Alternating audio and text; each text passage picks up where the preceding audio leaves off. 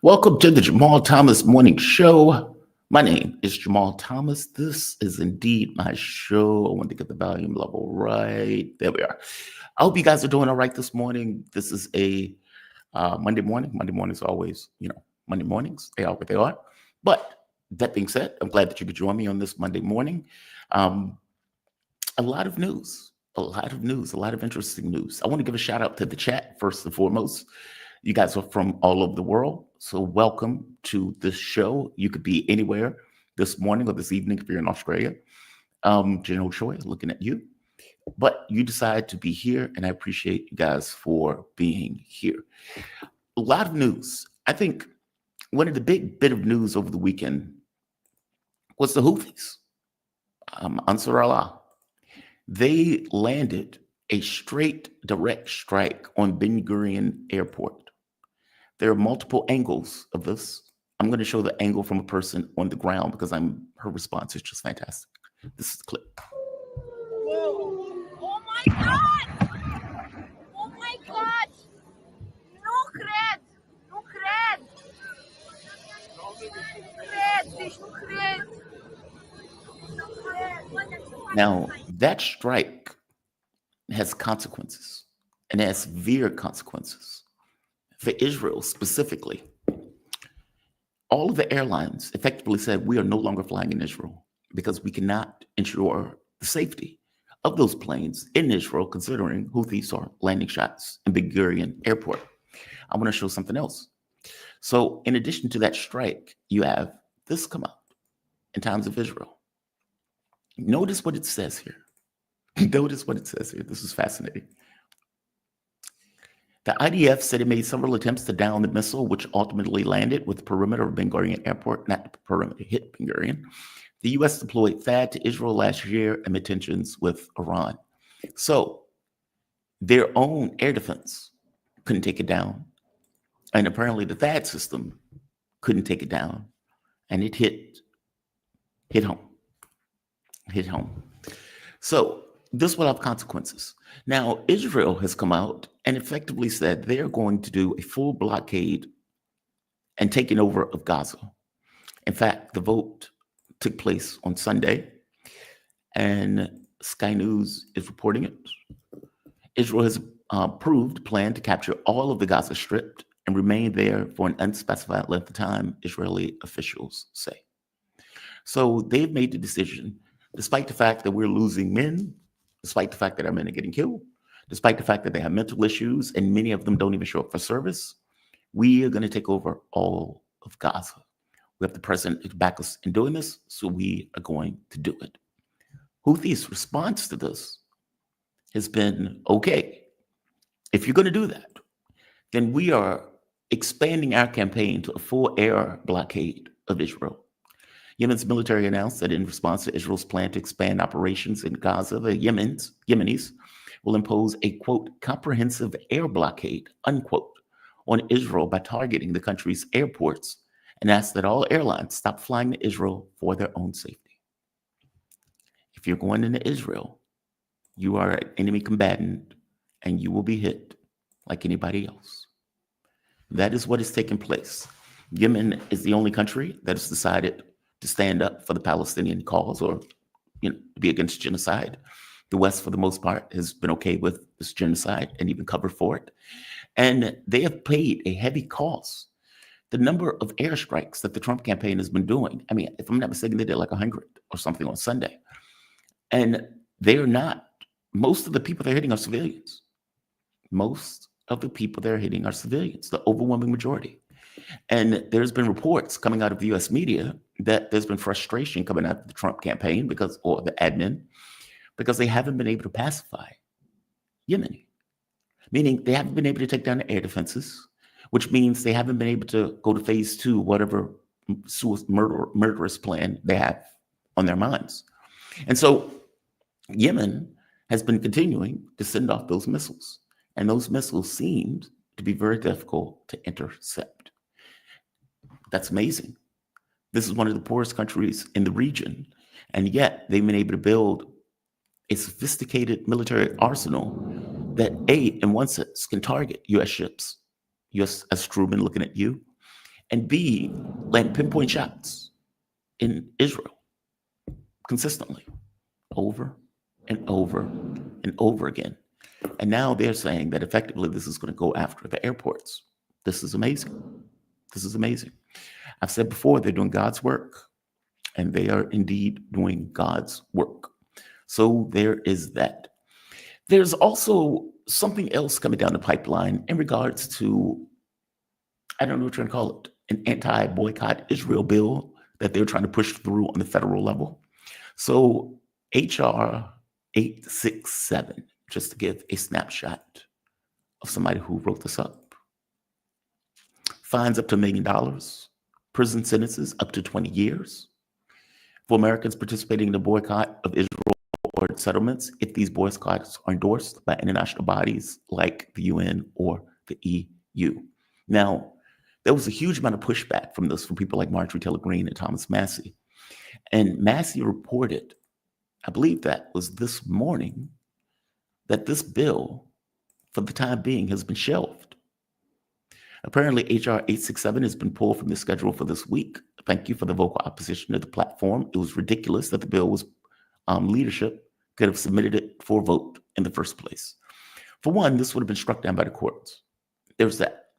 Two, the level of anti-Americanism that you would need to generate to even countenance this, meaning to even bring this up, let alone put it before Congress for a vote, is breathtaking. Breathtakingly un-American. Breathtakingly un-American. That's what this bill is. That's what everybody that was going to support this bill, and that was just for the people putting it up in the first place. The bill has been shelved for the time being, but there's no reason to believe that this bill won't come out on a Friday night or something like that where people aren't entirely paying attention to that bill. The other interesting thing, what time is it? Okay, we have a little bit of time. Before we get to our guests, Putin gave a fascinating interview.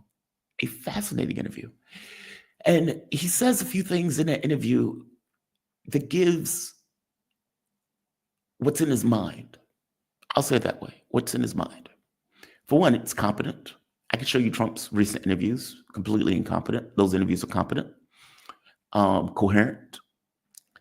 And I'm going to show a clip from this. He's talking about special military operation. And, you know, there are hardliners in Russia that believe that he should have been more forceful, more aggressive on the issue of Ukraine. And he points out in the interview that in 2014, when the coup took place, when the U.S. helped overthrow the Ukrainian government, the Yanukovych government, that Russia was not ready for a conflict, meaning they weren't ready to face the West in the way that they're doing now. Fast forward a few more years, maybe they aren't entirely ready, but at that point, it became necessary to do so, meaning necessity was the thing that pushed the special military operation. This is him being asked about nukes and even some of the strikes. And he points out, he is very confident of victory in this. And he points out, we will be able to bring this to its, quote, logical conclusion without the use of nukes, using basically Russian military power as it is. And when Mark comes on, I'm going to get further into that because even that is fascinating. Russia is building up additional militaries, one in reserve, one on the Finnish border. And we're talking about something like 1.5 million men military at this point, basically being prepared for NATO while concluding the war. There's also reports that the Ukrainian military is going to collapse much sooner than people believe. I know Mark pointed out that it could go for 2 or 3 more years. There are other reports that are pointing out that's not entirely the case. They can't replenish their manpower. Russia is bringing on 30,000 additional military a month. Ukraine can't do that. Hence, grabbing people and throwing them into jeeps and cabs and buses and those type of things. But beyond that, running out of armaments to even wage this war and wage this conflict. Some of the reports point out between 6 months to a year, the Ukrainian military, if things continue the way they are, they will collapse on their own merits or their own steam. This is Putin talking about nukes in this interview. Again, fascinating interview. I think there's an American version, not entirely certain. But this is the comments at the bottom. Людей у многих уже было вот какое-то желание, что называется, грубо говоря, шарахнуть в ответ. Почему вот такое хладнокровие эти 3 года? Потому что все бы вообще закончилось ядерной войной в таком случае. Нас и вы же правильно сказали, нас хотели спровоцировать, хотели добиться того, чтобы мы совершили ошибки. Ну и не было необходимости применять оружие, о котором вы сейчас сказали. И, надеюсь, и не потребуется. У нас достаточно сил, средств для того, чтобы довести начатое в 2022 году до логического завершения. Людей у многих уже было вот... Effectively, we don't need to use nukes, and we hope we won't have to. Now, what he means by we hope we won't have to has nothing to do with Ukraine. It has to do with NATO. And Russia has made this point before. If the integrity of this country is threatened, all options are on the table. And by the way, that is the exact same premise that the U.S. takes. If the integrity of the country is threatened, all options are on the table. Meaning, if Russia doesn't exist, nobody exists. That is the same premise, by the way, that the U.S. has, with a big difference. The U.S. allows first strike of nuclear weapons. It's in our doctrine at this point. So, you know, if I'm not mistaken, he said before, look, we would absorb a strike before we do it first. We won't do first strikes. That's not what we're going to do. That's not what we're into. However, we will aggressively defend the integrity of our borders. Hence, this secondary military buildup. And it seems to be going in 2 spots. In one case, like I said, the Finnish border. And in the other case, if I could pull this up, in reserve. And on top of that, new armaments that are not going to the front, but are going to reserve. So while they are pursuing military objectives and pushing on a 2,000-kilometer front, they are also building up tens of thousands of troops, equipment, new equipment at that, in reserve, that at some point, I would imagine, will be used to conclude this war. I'm very curious on what Mark has to say about this. There's one more clip. What time? Okay, we have about 2 minutes before Laith gets here. Here is another clip from this. He points out that he didn't prepare a special military operation, meaning, look, this wasn't something we wanted to do. This is something we had to do. And more to the point, there's a quote in here where he says, we were facing the West alone, meaning Russia was effectively standing up against all of NATO combined forces by themselves. And you can imagine him saying that implies that was on his mind. Like, this wasn't necessarily something that was easy for him to go into. And it backs up something that Mark has said on more than one occasion, that part of the reason that Russia has been composed, restrained, is because they didn't necessarily want to be provoked into inflaming this into something larger than what they wanted to deal with and what the world, for that matter, was prepared to deal with. Even though over and over again, they were consistently provoked. Again, this is him at the bottom. You can read what he's saying below. Потому что в таком состоянии находилась Россия.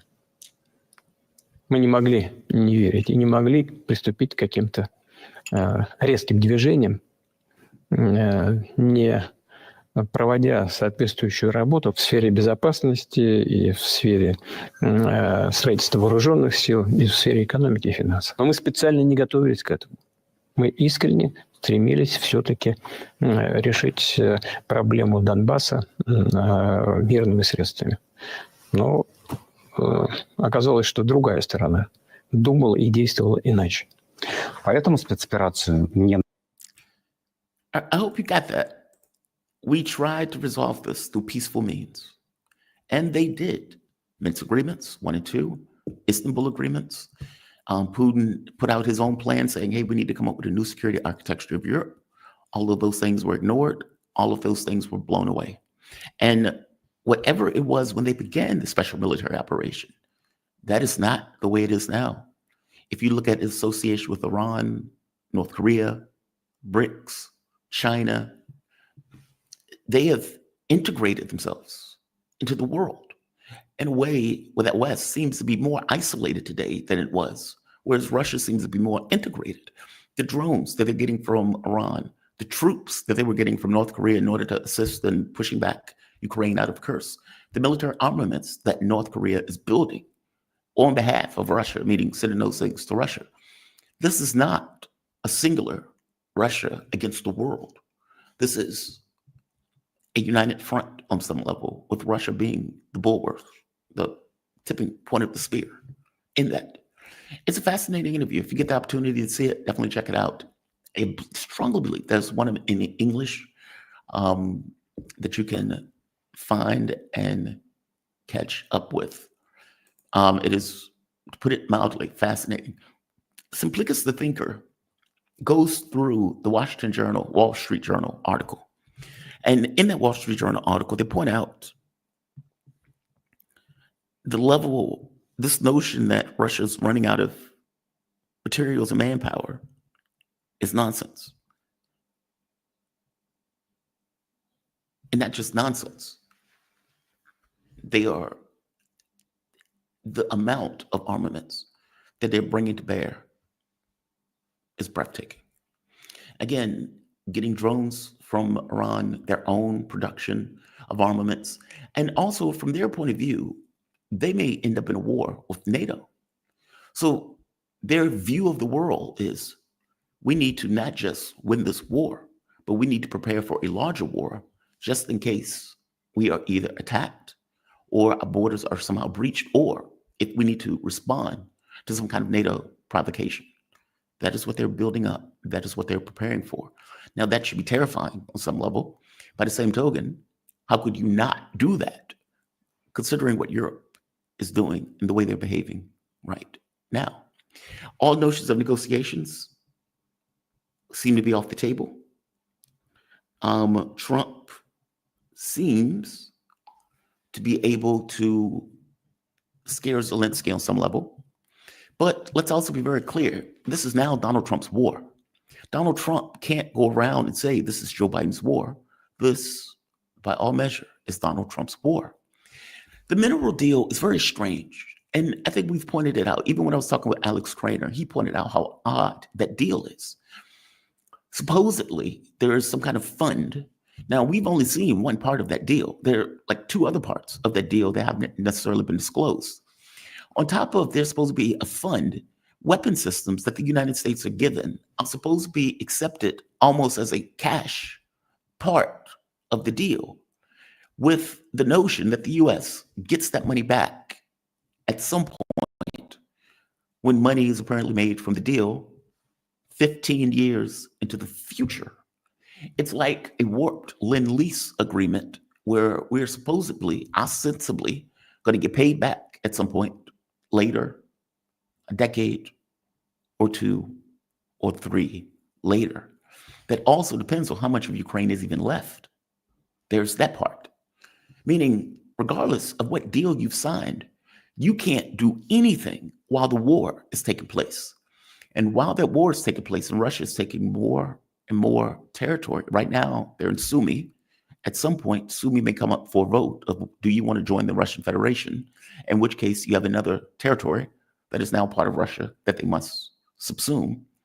Meaning Ukraine gets smaller and smaller and smaller the longer this war goes on.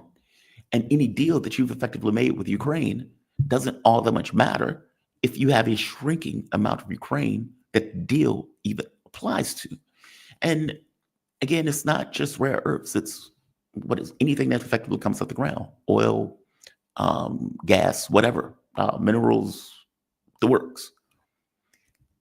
We need to see the other parts of that deal to know what Zelensky has apparently sold out Ukraine for. The other main part, though, that we need to kind of realize is, how do you get a deal with the Russians when you've effectively come up with a low-level Lend-Lease agreement where you continuously send them weapons and armaments? How do you do that?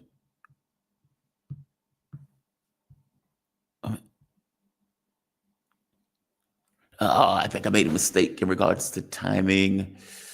All right, so it sounds like Laith is not going to be here. Give me 1 second.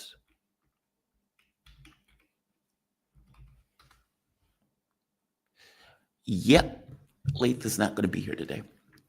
Okay. 1 second.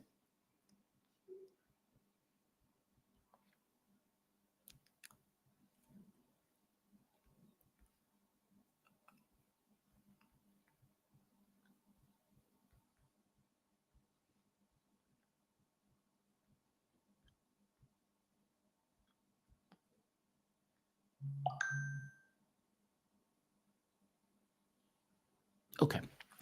All right. So he's not going to be here today. So we are going to have to carry this on our own.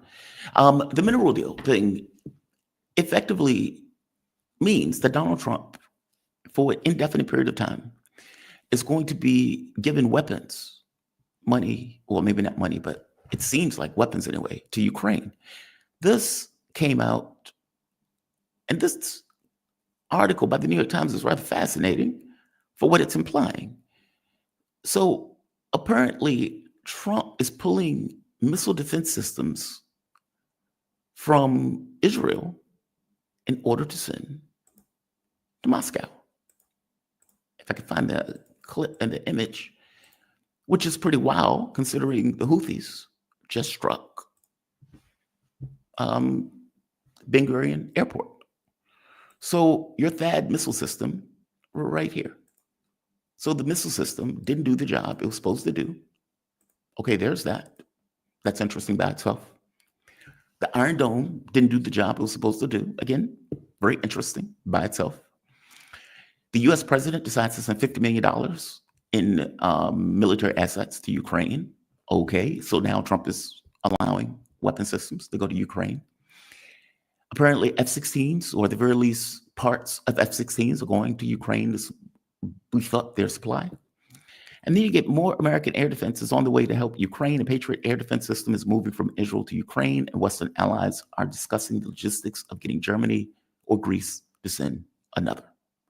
Now, of course, the issue with this is that the reporting had been that these countries were already at their bottom dollar, meaning they had already given out so much equipment that they themselves felt unsafe.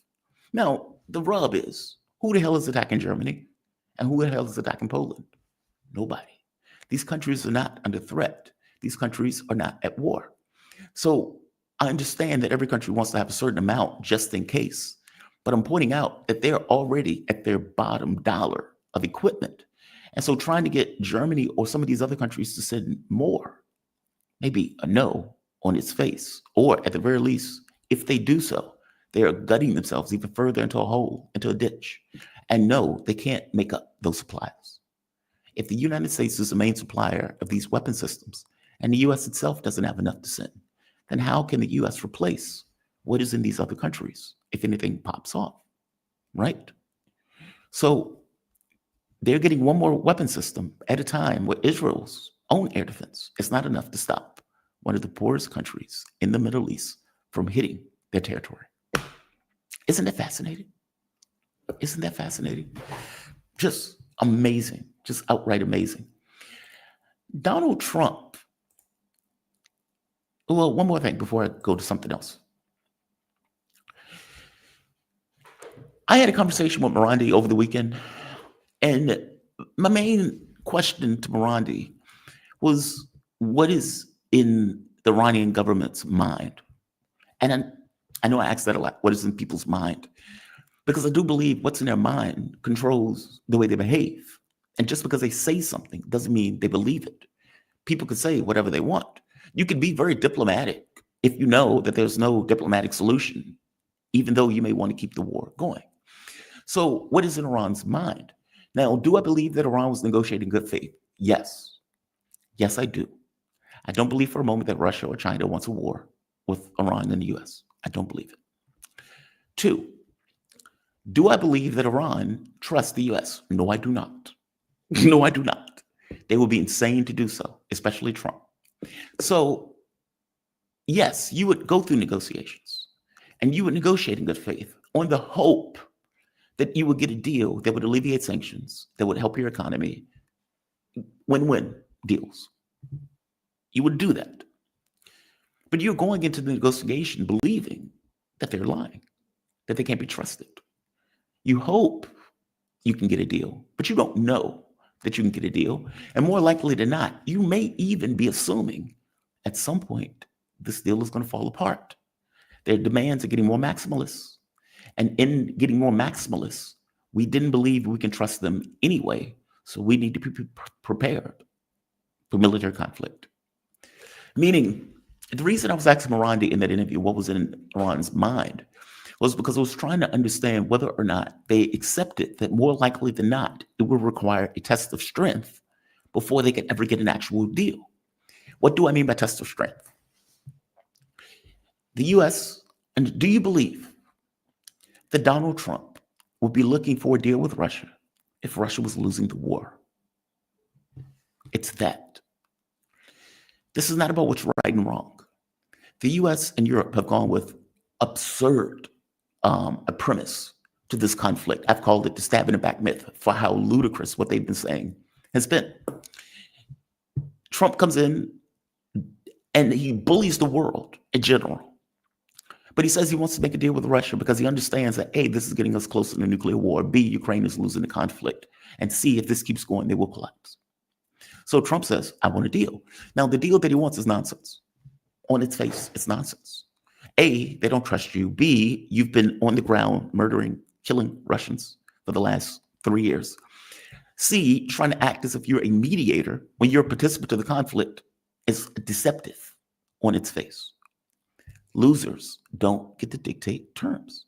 And so the deal that he's trying to come up with is effectively freezing the conflict without any notion of whether more troops are going to come into Ukraine, whether more armaments are going to come into Ukraine, whether the Ukrainian military is going to get larger, meaning all of these holes are in the deal that are not to the best interests of Russia. My point is, do you believe that Trump would be trying to get any sort of deal if the Russians were losing? And the answer, of course, is no. It's not about ethics, not about morality, not about people who are dying. It's about whether or not you have an advantage, whether you can press that advantage, and what you can get out of the other because of that advantage.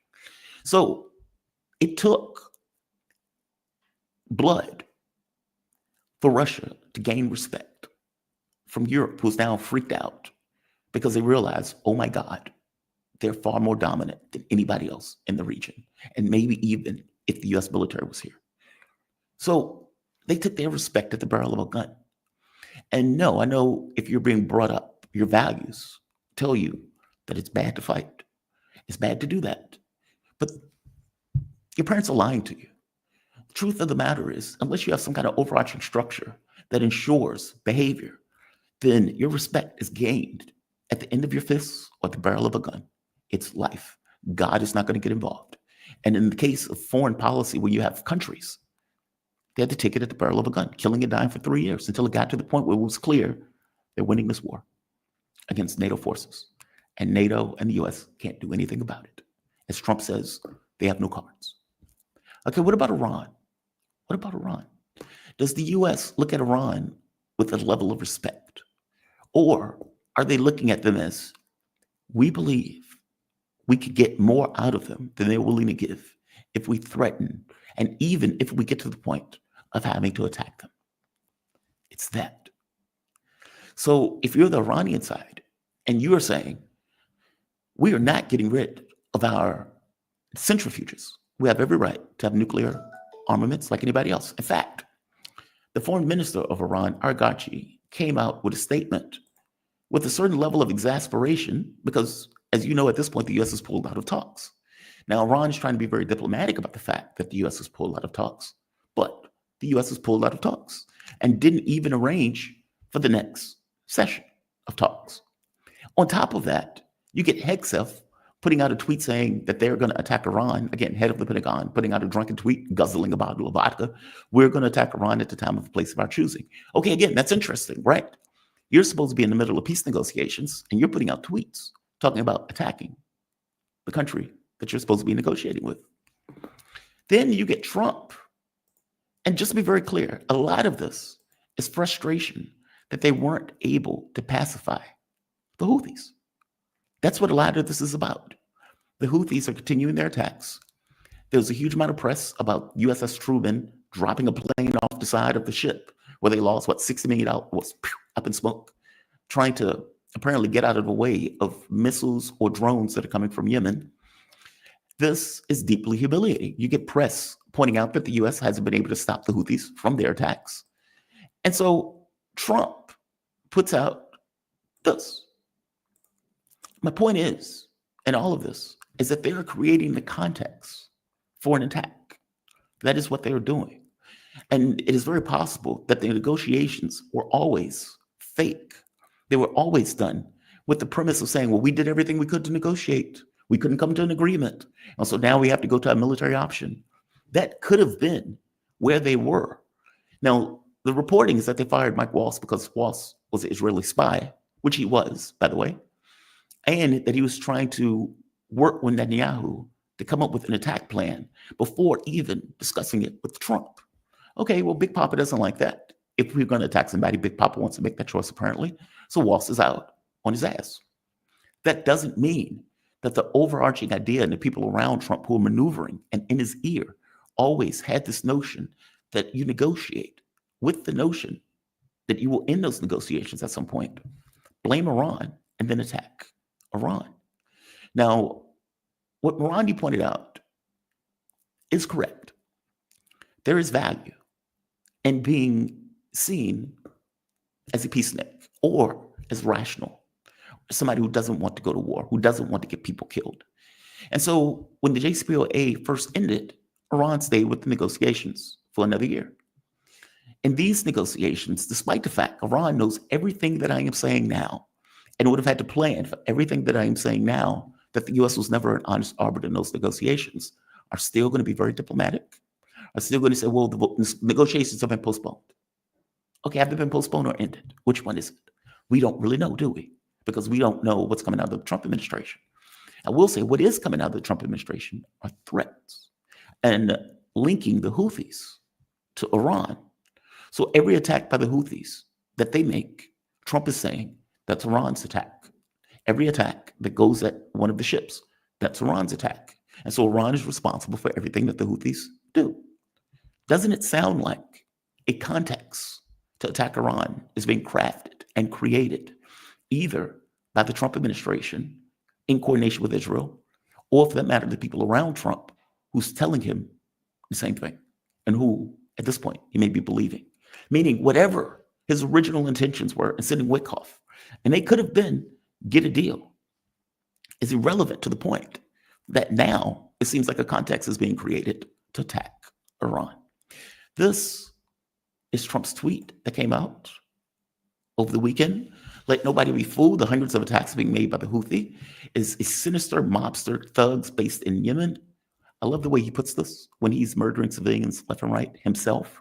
Netanyahu has murdered over 100,000 people, 2/3 of which are women and children. He's invaded one country, either Syria, Lebanon, has made attacks on the West Bank and so forth. Meaning these are the things that Trump is yada-yadaing while saying the Houthis, who's going after a country committing a genocide, doing God's work, by the way, that they are the thugs in this.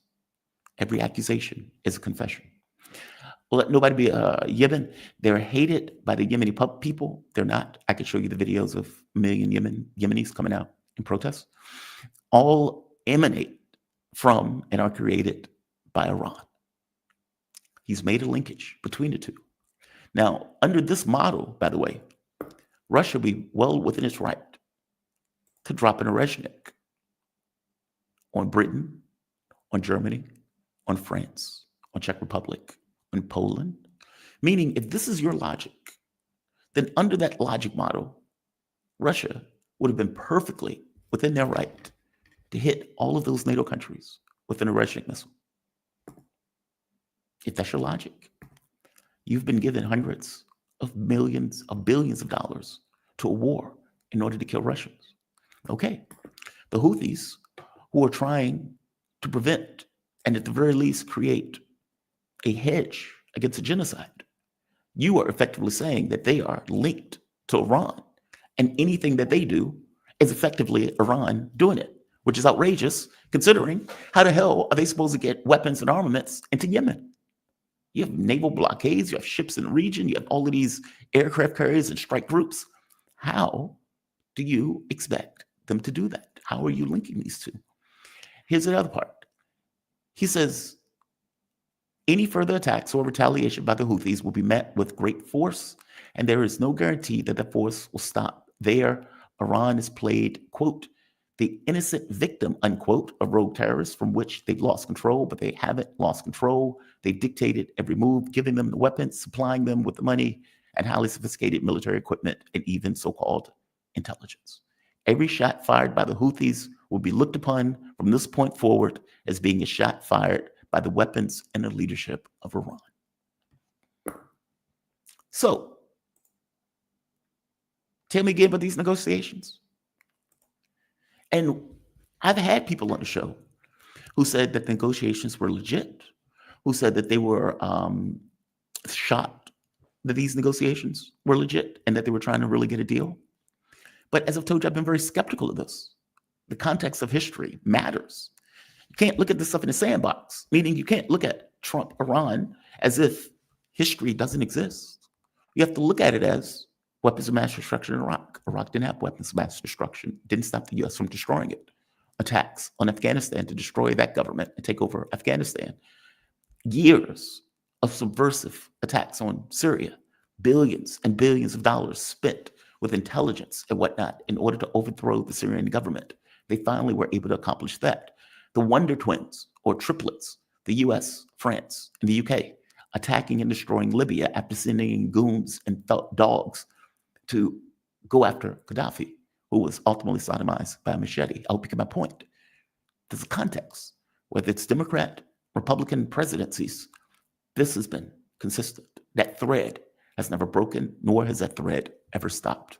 And now you have Trump surrounded by Zionists, surrounded by whack jobs and lunatics who are in his ear to attack Iran. Doesn't matter the consequences. Go after Iran. Don't worry about the consequences. Go after Iran and create a context by which you can do it and quote unquote justify doing so. I hope I'm wrong. I hope I'm wrong. And maybe wrong is not the right word for it. It just seems like that is what's taking place. This is not me, I didn't make this tweet. Trump made that tweet. I didn't do that. And I want you to notice who's on top of the tweet as it was made. Look at the person on top, the war criminal himself, literal war criminal, sitting. Okay, my mouse is freaking out for some reason. There we are. Sitting at the top of this tweet. President Trump is absolutely right. Attacks on the Houthis emanate from Iran. Iran will respond to the Houthi attacks against the main airport and at a time and place of our choosing to the Iranian terrorist masters or terror masters. Effectively saying, we will attack Iran also. So he's on board with Hegseth. We will attack Iran at a time and a place of our choosing. Donald Trump is there effectively saying, any attack by the Houthis is an attack by Iran. How am I wrong?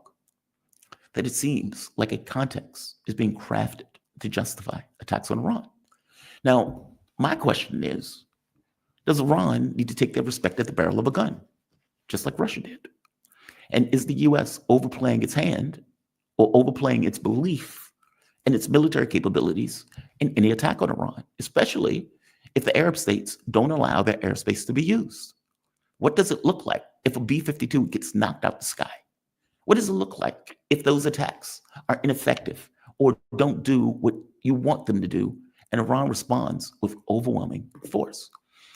Iranian general is sitting here in an interview, and I don't know if you've noticed, but they have gotten more provocative in their statements, meaning Iran. And what I mean by more provocative, they've started to show off armaments. They've started to bare their teeth. And I strongly suspect that the reason they're doing this is because they are thinking in the way that I am, that an attack is only a matter of time. This is Iranian commander giving an interview. Listen to what he says. We like unreserved response. خیلی صریح میپرسم. مقامات آمریکایی به طور مشخص وزیر دفاع You are not going to be able to understand anything that is coming out this guy's mouth. But he points out, we have no reservations or limitations in striking American interests if we are attacked. We will respond with force. Unreserved. This guy right here. Well, you can't see him right now, but effectively the Iranian commander. Beware. Beware. It seems like something is coming down the pike. And if you think prices are bad now, oh my God. If you think the context of the world change with Ukraine, if Iran beats back that attack, oh my God. And by the way, there's some in Iran that believes a skirmish is even necessary to get a deal. Meaning they will not respect us enough to give us the deal that we need and that we want. We're not going to accept the JCPOA 2.0. And in order to get any kind of real resolution to this, we need to show that we can stand toe-to-toe in any kind of contest. There's some hardliners that have that thought. And those hardliners may be completely right, despite every effort by Iran to negotiate. There's that. Stay tuned. Stay tuned. I just say that. Stay tuned. Things could get rough. I want to go to something else. Donald Trump has been giving interviews recently. And there's nothing like an interview to show incompetence. There really isn't. It's one thing for you to go out and give a speech. Okay, you're going to have a stupid speech. It's another thing for someone to ask you a question, and your response is so warped or so anti-American that you question the individual that is saying it. And they would say it openly in front of another person that doesn't realize how insane what they're saying is.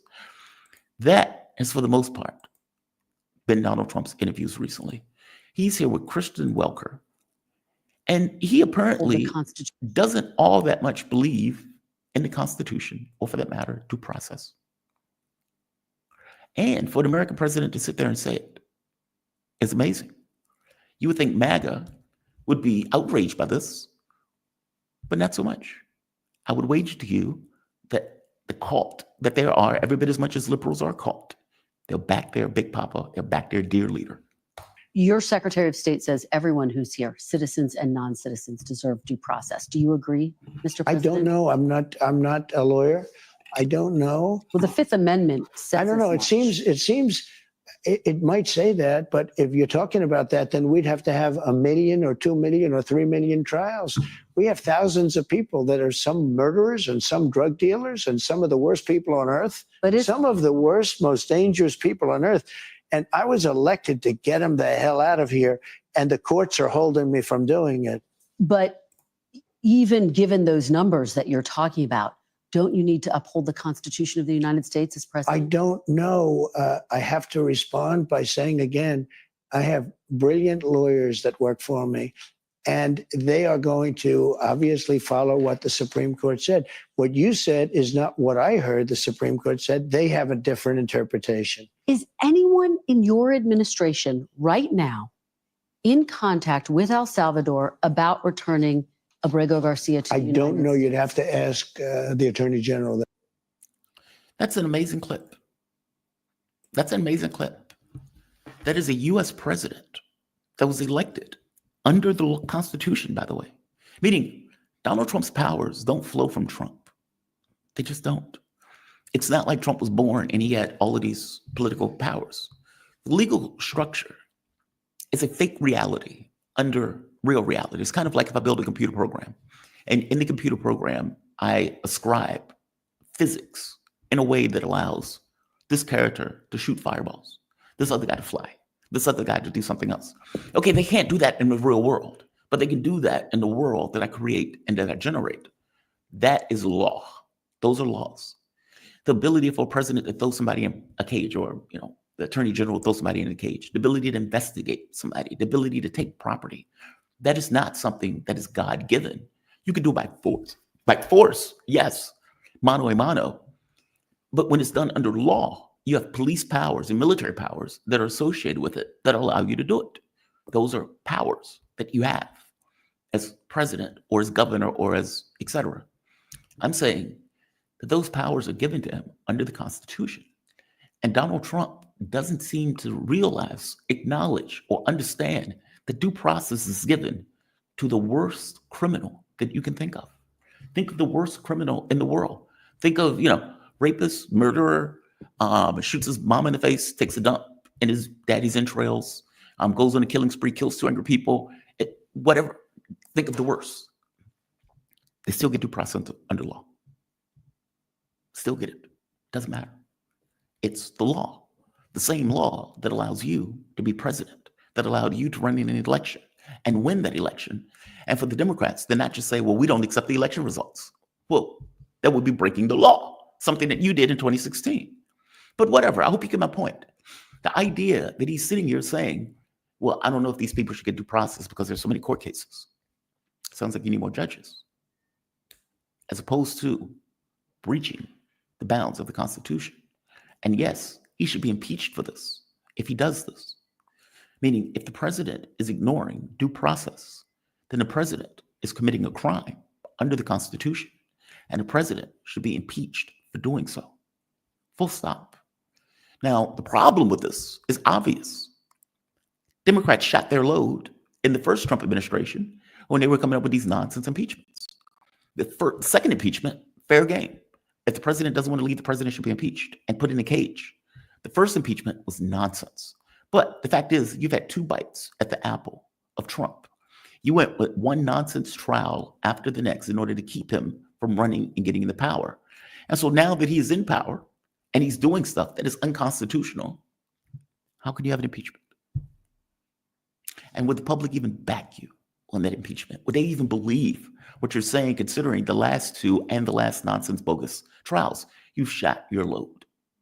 You've shot your load. I'm just pointing out that that is outrageous.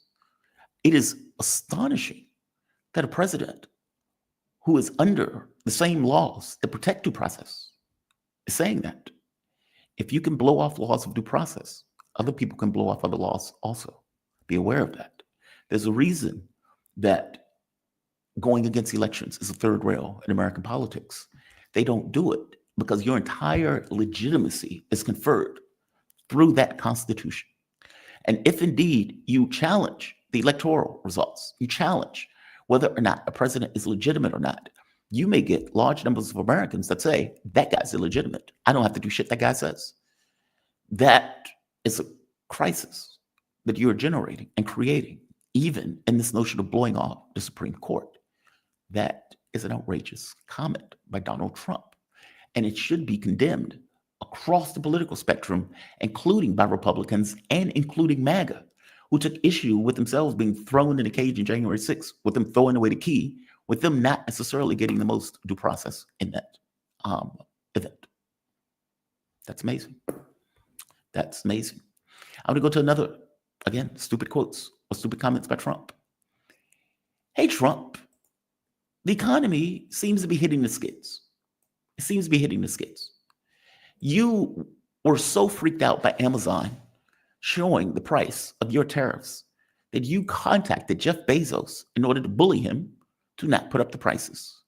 Ford Motor Company is putting out videos or putting out ads effectively saying there are going to be shortages. We are not going to have all our parts. Prices are going to go through the roof.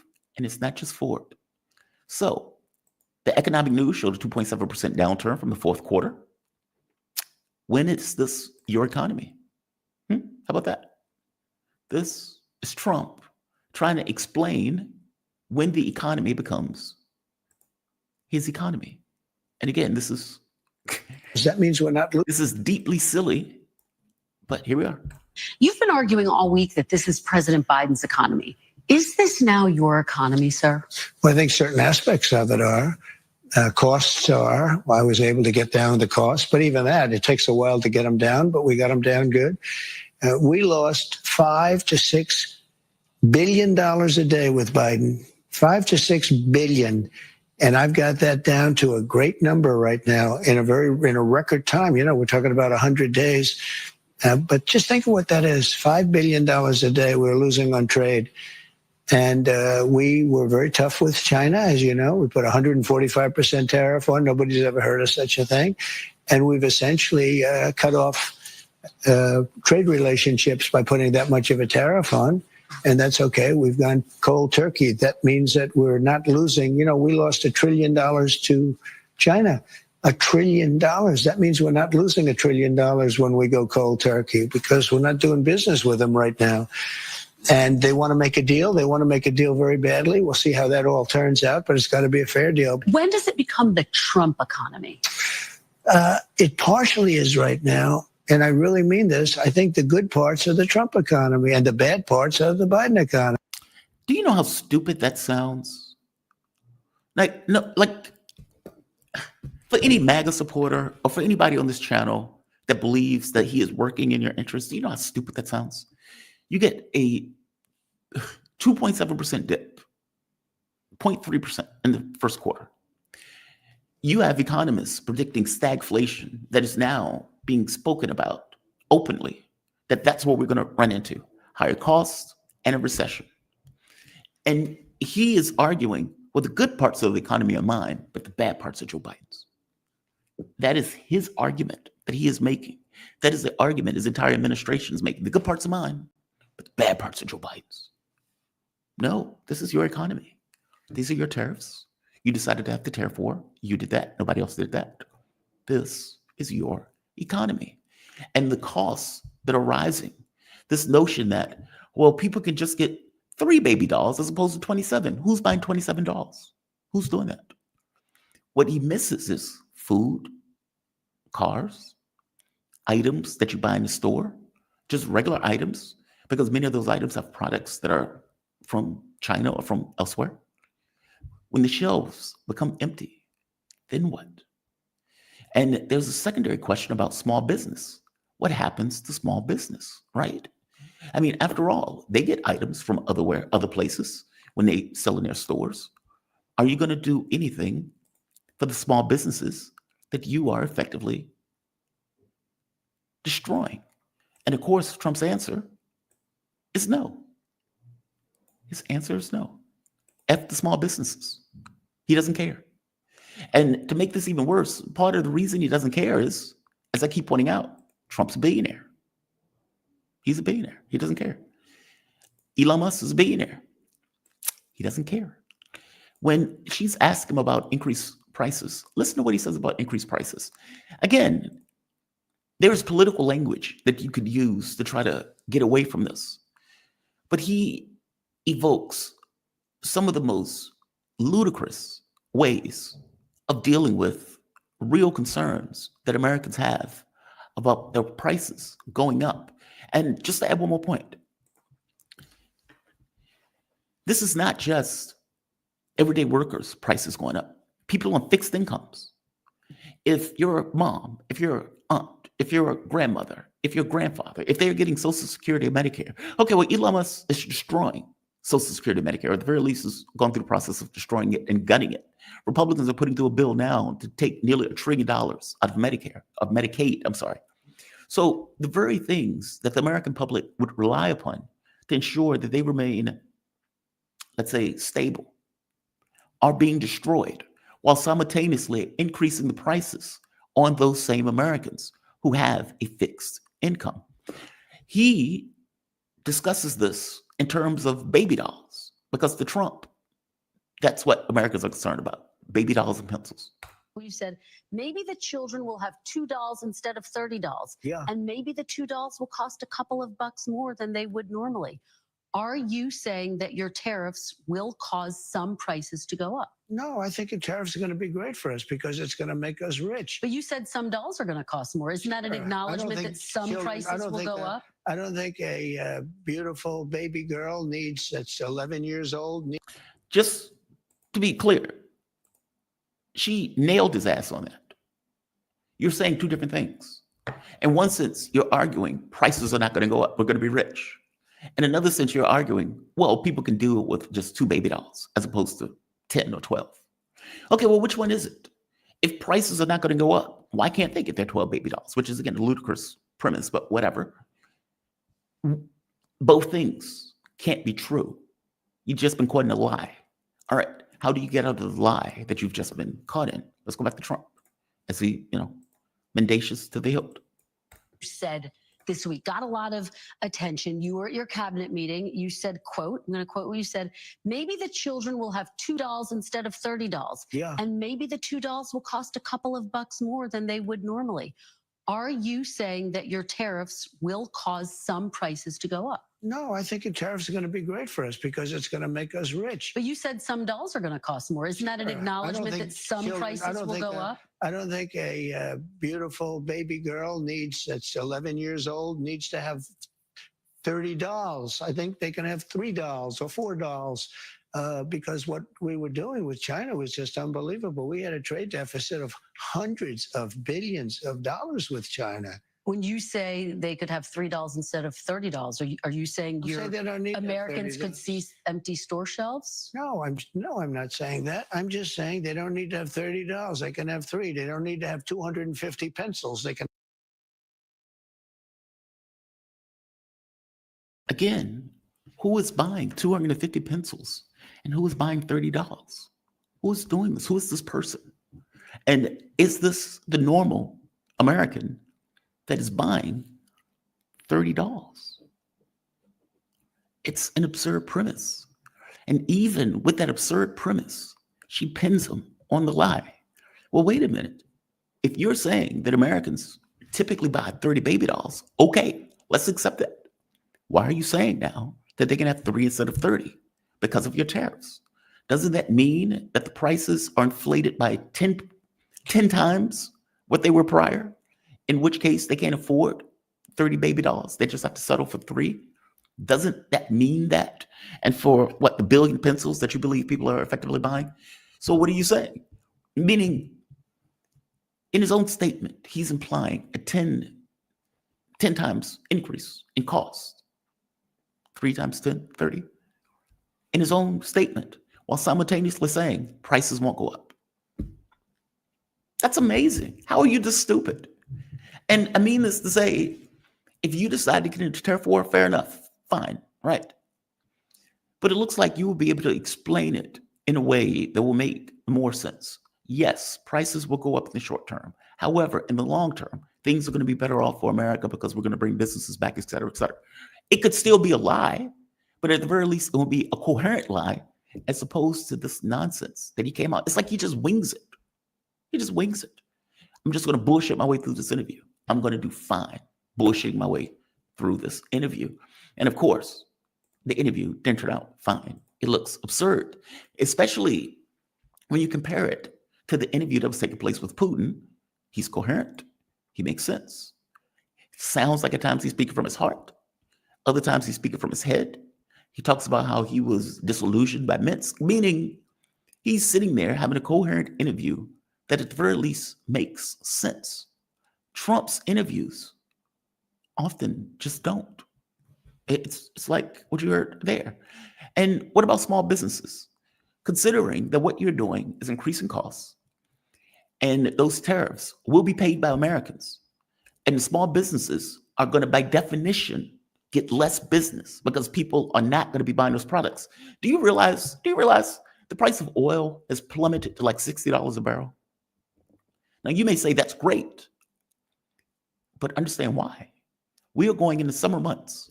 Under normal circumstances, in summer months, the prices of oil goes up because Americans and other people around the world are traveling to vacation spots during the summer. That's when they take their vacation. They call it summer vacation for a reason, or holiday if you're in Europe. So what does it mean that oil plummets to $60 a barrel and could potentially go lower. It means the economies of the world are slowing down to a point where the amount of energy that's required to make those products and send those ships and send those airplanes and get those goods from point A to point B has lessened. The expectation is that we're going to hit a recession. And because we hit a recession and people aren't buying as much, people are being laid off, that the price of oil goes down. It's not needed as much. It becomes, it's supply and demand. Well, the demand is going down because the world is hitting a recession based on what Donald Trump is doing. And because there's a recession, oil drops. If business was booming, if summer vacations were full, then the price of oil will go up because the demand has gone up. And the price, by definition, also goes up in order to meet that price point. It's plummeted. Now, if you remember the first time around in the first Trump administration, when he went after China, China did targeted tariffs at farmers. And Donald Trump had to pass legislation to give money to farmers because they didn't have the 1.3 billion people in China to sell their goods to. Okay, what about small business? Small business is the backbone of America, right? Which it is. Are you going to help small business now that you've gone through this trade war, and this trade war is damaging their businesses? We don't even know if they'll be able to keep them open. Will you help them out, considering it's your fault that they're now going to suffer? So your message to those small businesses who are saying, we can't live a month, 2 months with these tariffs. Apple got a big deal. Is there something for them? No, not only Apple. We've got $7 to $8 trillion being invested in our country in 2 months. Biden didn't have that over a year. I mean, if you look at Biden, nobody was really investing in this country. Everybody was ripping off our country. Apple's putting up $500 billion, but that's only one of many companies. Companies are flooding into our country right now. So your answer to the concern about the tariffs is everything's going to be hunky-dory. Everything's going to be just fine. It wouldn't have been if I didn't do this. I had a choice. I could leave it, have a nice, easy time, but I think ultimately you would have had an implosion. Our country had inflation that was worse than they've ever had it before. You don't mention that. Why don't you mention that? And it will now get worse, even more, and even still. So effectively, hey, small businesses, F you, I'm Trump. Small business gets no help, no help. So yeah, everything's going to be hunky-dory. Everything's going to be fine. You can trust me. My name is Donald Trump. I'm clearly a trustworthy person. I don't lie. I haven't lied to anybody at all. I've never lied to anybody at all. We have the greatest economy in the world. The bad parts are Joe Biden's economy. I'm on the phone with Xi Jinping right now. We're making a deal with Russia. I'm going to settle in 24 hours. That is the guy who is telling you everything is going to be just fine. Everything is going to be hunky-dory. No issue here. Everything is going to be great. That's outrageous. That's outrageous. It is outrageous on so many levels. And honestly, that's not even entertaining at this point. I know some of the people on the show said at the very least Trump is entertaining. That's not entertaining. He's damaging people's lives. He's damaging people's business. He's damaging the elderly, the poor, the sick, the people who are going to need Social Security and Medicare, the people who are going to need the Department of Education to get an education. All of these things are being fundamentally damaged by Trump. And his response is, everything is hunky-dory. The world is great. As I said, delusion is a hell of a drug. It is always sunny in Delusionville. It is always, a nice breeze. The water is clean in Delusionville. And that seems to be what the Trump administration is effectively existing in. For him, what does Trump care? Trump doesn't make groceries. When is the last time Trump went to the grocery store? And yet he was like, grocery prices are down. They are not.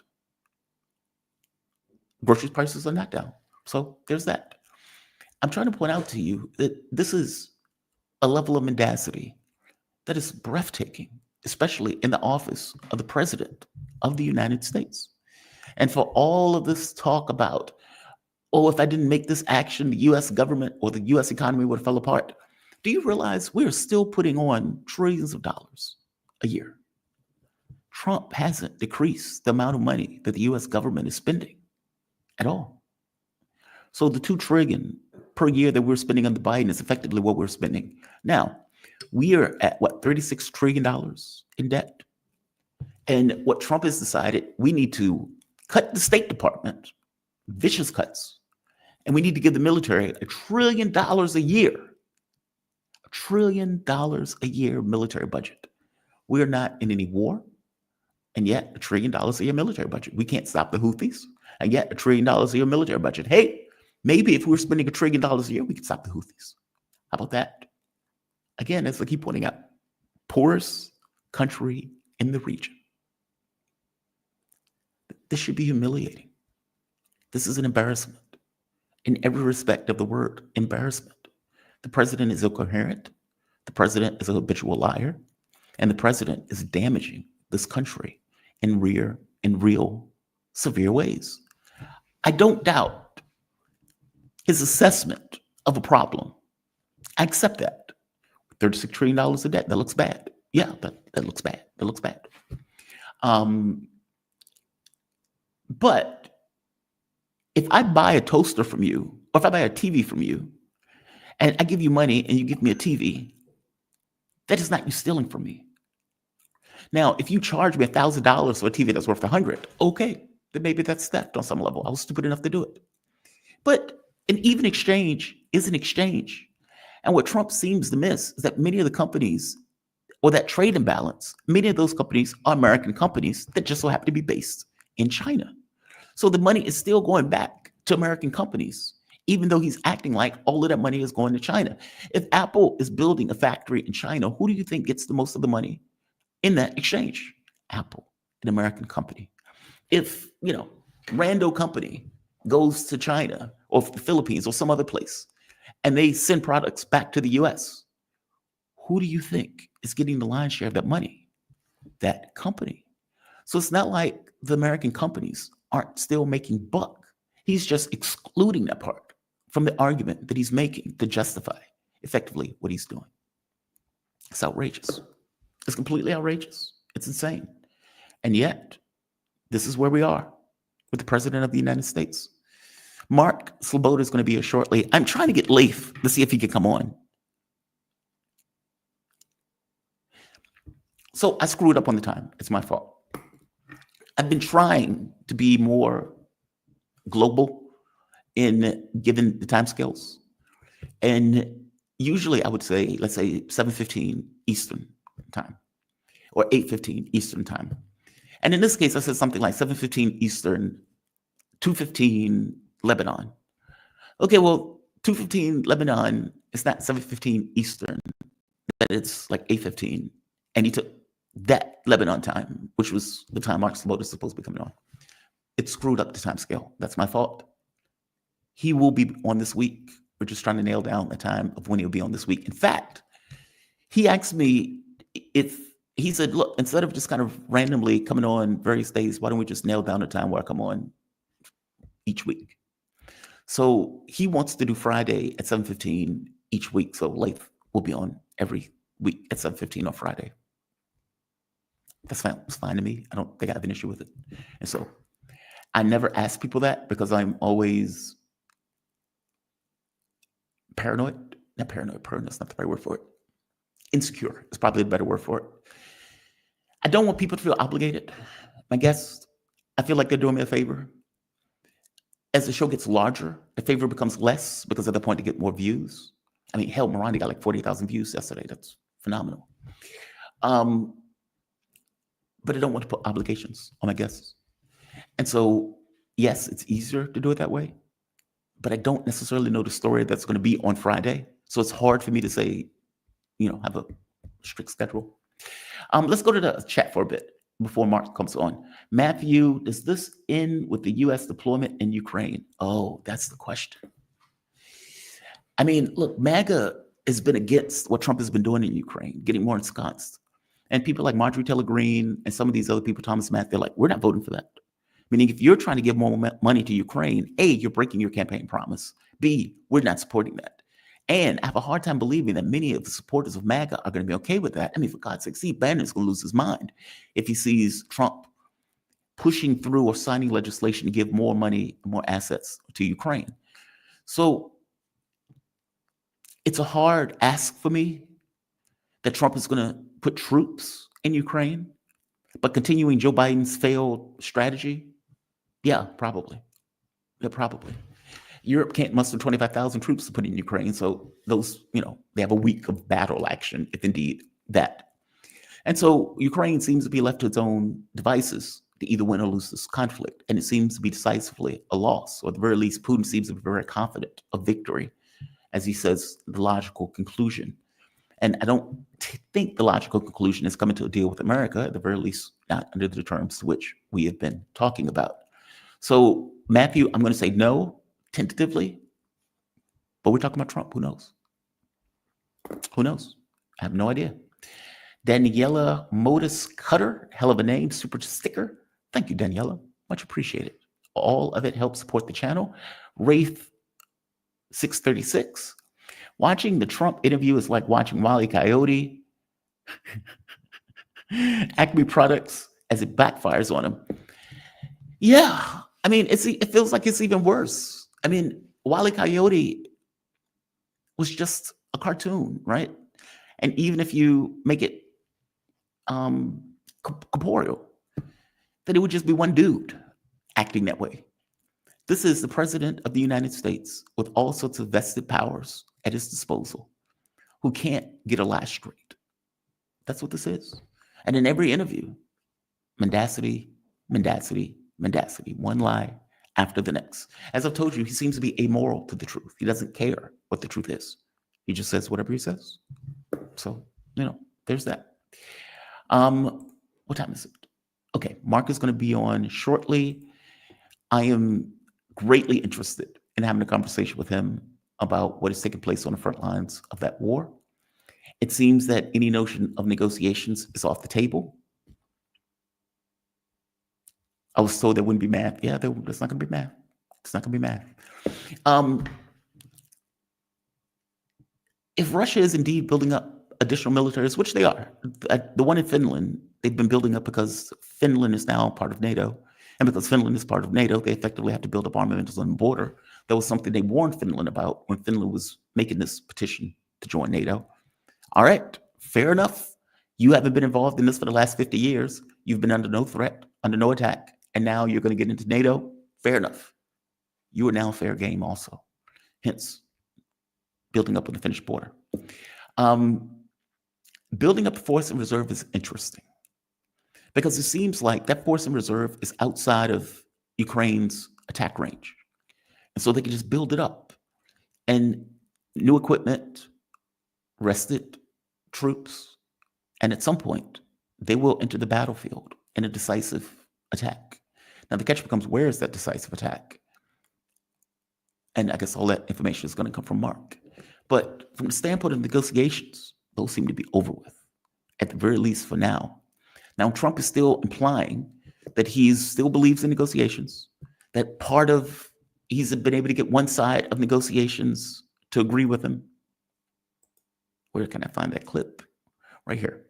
They asked Trump if he's walking away from peace talks, or it seems like he's already walked away from peace talks. But you can hear it from him, and you can see whether or not leave what. How long do you give both countries before you're going to walk away? Well, there'll be a time when I will say, okay, keep going, keep being stupid. When does keep that fighting. come? Are you close to it? Sometimes I get close to it and then positive things happen. Okay? How? Sometimes I get close to it and then positive things happen. I want to go to my guest since he's here. I'm joined with the one and only Mark Sleboda, International Relations Security Analyst. My man. How you doing, Mark? You doing okay today? Tomorrow. Thanks for having me. It's always an honor and a pleasure to be on the show. And I'm alive. How are you? I'm still kicking. I'm still kicking. I can't complain. There is an article in the Wall Street Journal that I want to discuss with you. For one, it seems like peace negotiations are over with. So you were right. The U.S. president can't eat enough crow to acknowledge that he's failed miserably in his proxy war, despite the fact that he implicitly acknowledges that they've lost. On the second front, Russia seems to be building up additional militaries. So the Wall Street Journal is reporting that there's one in reserve that is getting new equipment, like basically brand new equipment. There's another one on the Finnish border. That's for obvious reasons. Finland just joined NATO, so they have to ensure that their border with Finland, I believe Norway also. It might be Sweden. I can't see the map in my head. But basically, those countries that is secured. The Army and Reserve, what is that going to be used for? I mean, from my understanding, that's new equipment, freshly trained soldiers, ready to go. Garland would say werewolves, ready to take on the Ukrainian military. Is that going to be deployed at some point, or is that standing in reserve in case of an emergency? What is going on with that? Okay, so this probably comes as a surprise to a lot of people. And the fact that the Wall Street Journal is admitting it, there's me and Brian Berletic and a number of other analysts who have been pointing this out, that Russia has considerable elements in reserve. And now we have that they have not committed to the special military operation. That is, new soldiers, volunteer contract soldiers, specifically signed up for the SMO, who have not yet been deployed to the SMO. And we now know that that is 2 entire armies worth, right? Divisions, multiple divisions worth of troops. And what's more, the Wall Street Journal tells us is that they actually are equipped with better equipment, right? Newer equipment than a lot of what you sometimes see at the front lines in the special military operation. Because the troops and the equipment that is there is considered already good enough to grind its way, right, as Russia has been doing, right, at a pace too slow for some people that are perhaps overexposed to the 24/7 news cycle and Hollywood movies, and maybe are used to, military operations of the U.S. bombing third world countries over the last, couple of decades. This is the reality of a new, future technology now, near-peer conflict that is, at the end of the day, Russia against all of NATO, and Russia is grinding its way through. So there are two thoughts. There are 2 different veins of thoughts as to why these troops aren't being deployed. One is that they are deterrent and contingency value. In case that, as the Kiev regime faces some type of collapse, right, in the next 6 months, in a year, whatever, and Russian forces start moving more rapidly, in the direction of Kiev or Odessa, or other, to the Dnieper, then there will come another moment where there will be increasing pressure and hysteria for the West to put NATO forces on the ground in Ukraine to preserve their, some degree of their proxy puts regime. And at that point, that is the crux moment that Russia wants to be prepared for. That is contingency, right? And but also deterrent, right? If the West, if Europe is struggling to cobble together a couple of brigades of non-combat troops to put on the ground as human tripwires in Ukraine, then there's the possibility that is overkill, right? That unless the U.S. itself gets involved, that those 2 armies are probably excessive contingency, excessive deterrent, right? And of course, the hope that they, would be deterred by this.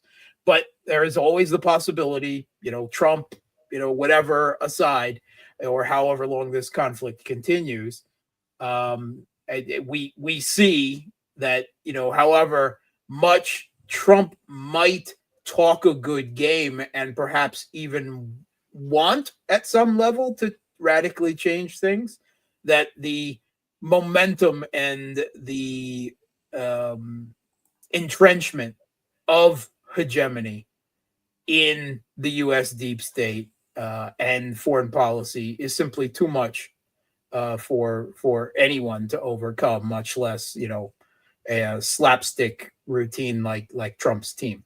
Yeah. And half of them are neocons anyway, more than half of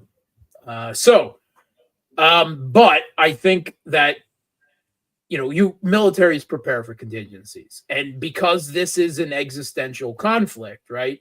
A defeat of Russia in Ukraine by a surging U.S. military force. And let's be frank, if the U.S. was going to do this is something that would take months, right, to a half a year for the U.S. to put enough troops on the ground to be able to go into Ukraine in a big way. Anything more than human tripwires, right? Human tripwires, that's another story. You can get those, you can get troops on the ground quickly. They're just, meat. But that's that would, of course, give the Russian government pause even then, because that would be, any response to that would be seen as an escalation to direct and open conflict. And the Russian government has to make a decision. Are they prepared for this? Are the stakes high enough? Are they willing to risk the potential nuclear at the end of the road consequences? But I think that one of the things that has been a bit of a revelation to me over the last 3 years, I did not have a high opinion of the European militaries, but that opinion has become much, much less than it even was before. And I think there will come a point where Russia will say, okay, we don't need these two armies of contingency anymore. The Kiev regime is facing collapse. Now is the time for a rapid advance with advanced weapons for maneuver warfare, right? And because there's not enough left to resist that, could face damage. And that would still then be in a good condition to fight NATO if suddenly the U.S. turned around and assumed the opposite. So I think right now, right, it's reserves. It is deterrent. It is contingency. But there is every likelihood that as this war progresses in the next half a year or a year, that there may come a point where the Russian government will say, okay, we don't need this contingency and deterrent anymore. We're satisfied that NATO is not going to, escalate to a direct conflict, that they're rightfully scared of what the results of that would be, both conventionally and strategically. And then, they're there to put into the special military operation, to inject in and provide, shall we say, a rapid end once the real crumbling along the front line begins, once there are no more Ukrainian reserves at all. Does this mean going into the West? No, I don't. No, I absolutely. I do not think that is something that the Kremlin is considering now. At some point in the future, right? Let's say that Russia occupies most or all of Ukraine at some point in the next couple of years, right? Then, if the West continues to conduct an active guerrilla war out of NATO territory, then that might require reassessment, right? Just be clear. I mean, West Ukraine. And I thought you meant NATO. No, Yeah, West Ukraine. Yeah. I think here, I think that because of the fact that the population of West Ukraine is very different from that of East Ukraine, right? Yes. That they would resent to a much higher degree, right, rather than welcome, as many do in East Ukraine, a Russian occupation. That said, and I think the Kremlin does not want to go into West Ukraine. But if the Kiev regime retreats out of Kiev and sets up shop in eastern Poland or in Lvov and just still refuses to surrender, refuses an unconditional surrender, then the Kremlin may have to reassess, that they may have to, take it all. I think that's where it's going to end. I do not see this regime ever surrendering. Yeah. They're Banderite at the core, right? Zelensky, of course, was not a Banderite to begin with, but has obviously internalized all of this.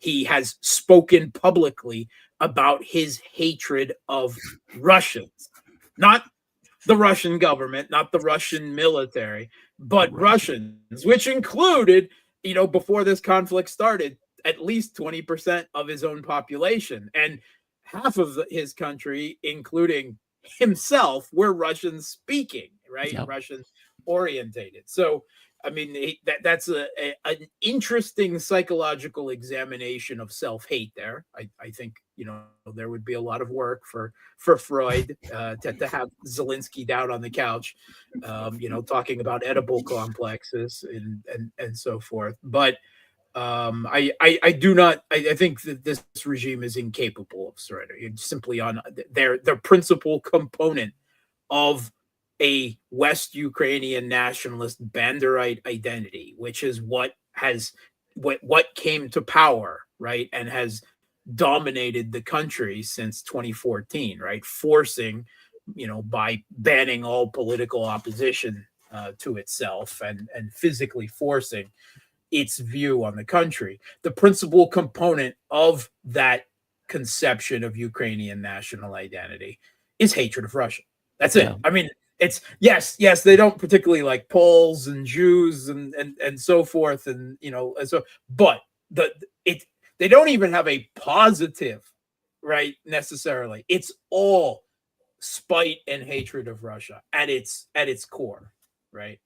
That is what that ideology, Banderite fascist ideology, that is what that identity is all about.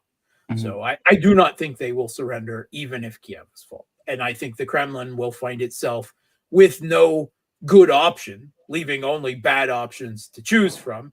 And that option will inevitably lead them to move into West Ukraine as well. I did not think that at the beginning of this conflict. Yeah. I do think that it is more than likely that is where things are going to end, considering how things have gone for the last 3 years, right? The alternative is having West Ukraine become, or some rump Ukraine centered around West Ukraine become a de facto NATO battle platform where the entire population, male population, perhaps female population, is turned into a warrior caste that is continually groomed and raised specifically to fight Russia for NATO. That is intolerable to have Azov and C-14 and these other Banderite groups have already, for the last decade plus, been brought into Ukraine's schools to teach their children. And Russia cannot have the children of Ukraine, even West Ukraine, raised from birth to become Russian-hating Banderite fascists who dream of nothing but the next war against Russia. That is it would be a terrible option to have to move into West Ukraine. But the alternative It's even worse. right? Unless, the West was really willing to drop this. And certainly Europe has given no indication. And now the United States is starting to show that it is not willing to, agree to Russia's terms to end this conflict either. They're still trying to dictate their own terms and save their proxy regime in Kiev. And they continually talk about peace. Russia doesn't want peace. No, Russia does not want peace on their terms. Russia does not want this conflict to end now, right? They want victory. They want the goals of the special military operation to be completed. And I'm of the opinion, and have been, for some time now, that the goals of the special military operation cannot truly be completed, as they have been many times stated, until this, regime, this Banderite regime that seized power, and overthrew the government and seized power with, Western help in 2014, is rooted out, is removed root and branch. It is a cancer, metastasizing cancer, that must be excised from the Ukrainian political and social body politic, whatever the cost. And the cost is great. I cannot even begin to think where the money is going to come from Russia to rebuild Ukraine. I don't know where that money comes from. Would that be Russia's responsibility? Well, I guess it would be if they've taken over all of they Ukraine. occupy it, absolutely, it would be their responsibility. Oh, geez. I'm curious on something else. Putin had a fascinating interview. And the reason why I call it fascinating, so from the West, let me give you the West perspective. Putin is a strong man. He's calculating, devious, can't be trusted. He just wanted to take over all of Europe. He wants to take over all of Ukraine just for shits and giggles. No good reason. It's just because he's Putin. He's a bad guy because he's a bad guy. But when you listen to him, you get a different take. Like, he comes across coherent, eloquent. See, to me, you just described Europe and the U.S. leaders. I mean, that is every, what is it? Every accusation is a confession, right? This interview was slightly different to me. I mean, maybe your take on it is a little bit different. It gave you a window into his thinking, even vulnerability, in a way that you don't see with Putin in his interviews, in the way that he talks. And he talks about, he says, yeah, we don't need nukes. Well, at least we hope we don't. Of course, he's referring to NATO when he said we hope we don't. But saying we have enough might to settle the Ukraine conflict to its quote unquote logical conclusion. And then when he talks about the special military operation, he points out, look, this isn't something we all that much prepared for. We weren't ready in 2014. He says, but effectively that they were forced to face the West by themselves. Which, if he's saying it that way, he's saying it under this notion of we were alone. Like, this had risk built into it. When I decided to go in for the special military operation, I did everything I could. With the Minsk agreements, Istanbul agreement, we did everything we could. And this was the choice that I was forced to make. And we had to face all of the West by myself, or by ourselves as Russia. That is fascinating to me. That is a level of vulnerability of, look, man, I didn't know how this was going to turn out. Like, I did this because I was forced to do this, but we didn't have any help in this. And they had all of NATO, with the US to boot, effectively backing Ukraine in this and building up the largest military in Europe. Now, of course, it turned out differently. His fears didn't pan out. They were able to keep the economy intact while considering the military operation. They ended up with allies, China, Iran, for God's sake, North Korea, motivated to the hilt. BRICS, meaning despite that, he's been able to organize the world and organize very close allies that would help either directly or indirectly in this objective. Give me your take in that interview. What did you like? Was there anything that stood out for you? I mean, I'm assuming you watched it, but yeah, give me your take. Okay, so yeah, I think it's important what you pointed out there at the end is that Russia, the Kremlin may have gone into this thinking that it was themselves against the entirety of the Western world. They certainly what has evolved over the last 3 years is that they were not completely alone, right? In economic and political terms, China, India, and the rest of the BRICS stood by Russia, right? And to a lesser extent, you can speak of that, of the entirety of the rest of the world outside of the West, right? Even the Middle East countries, the Arab states, right?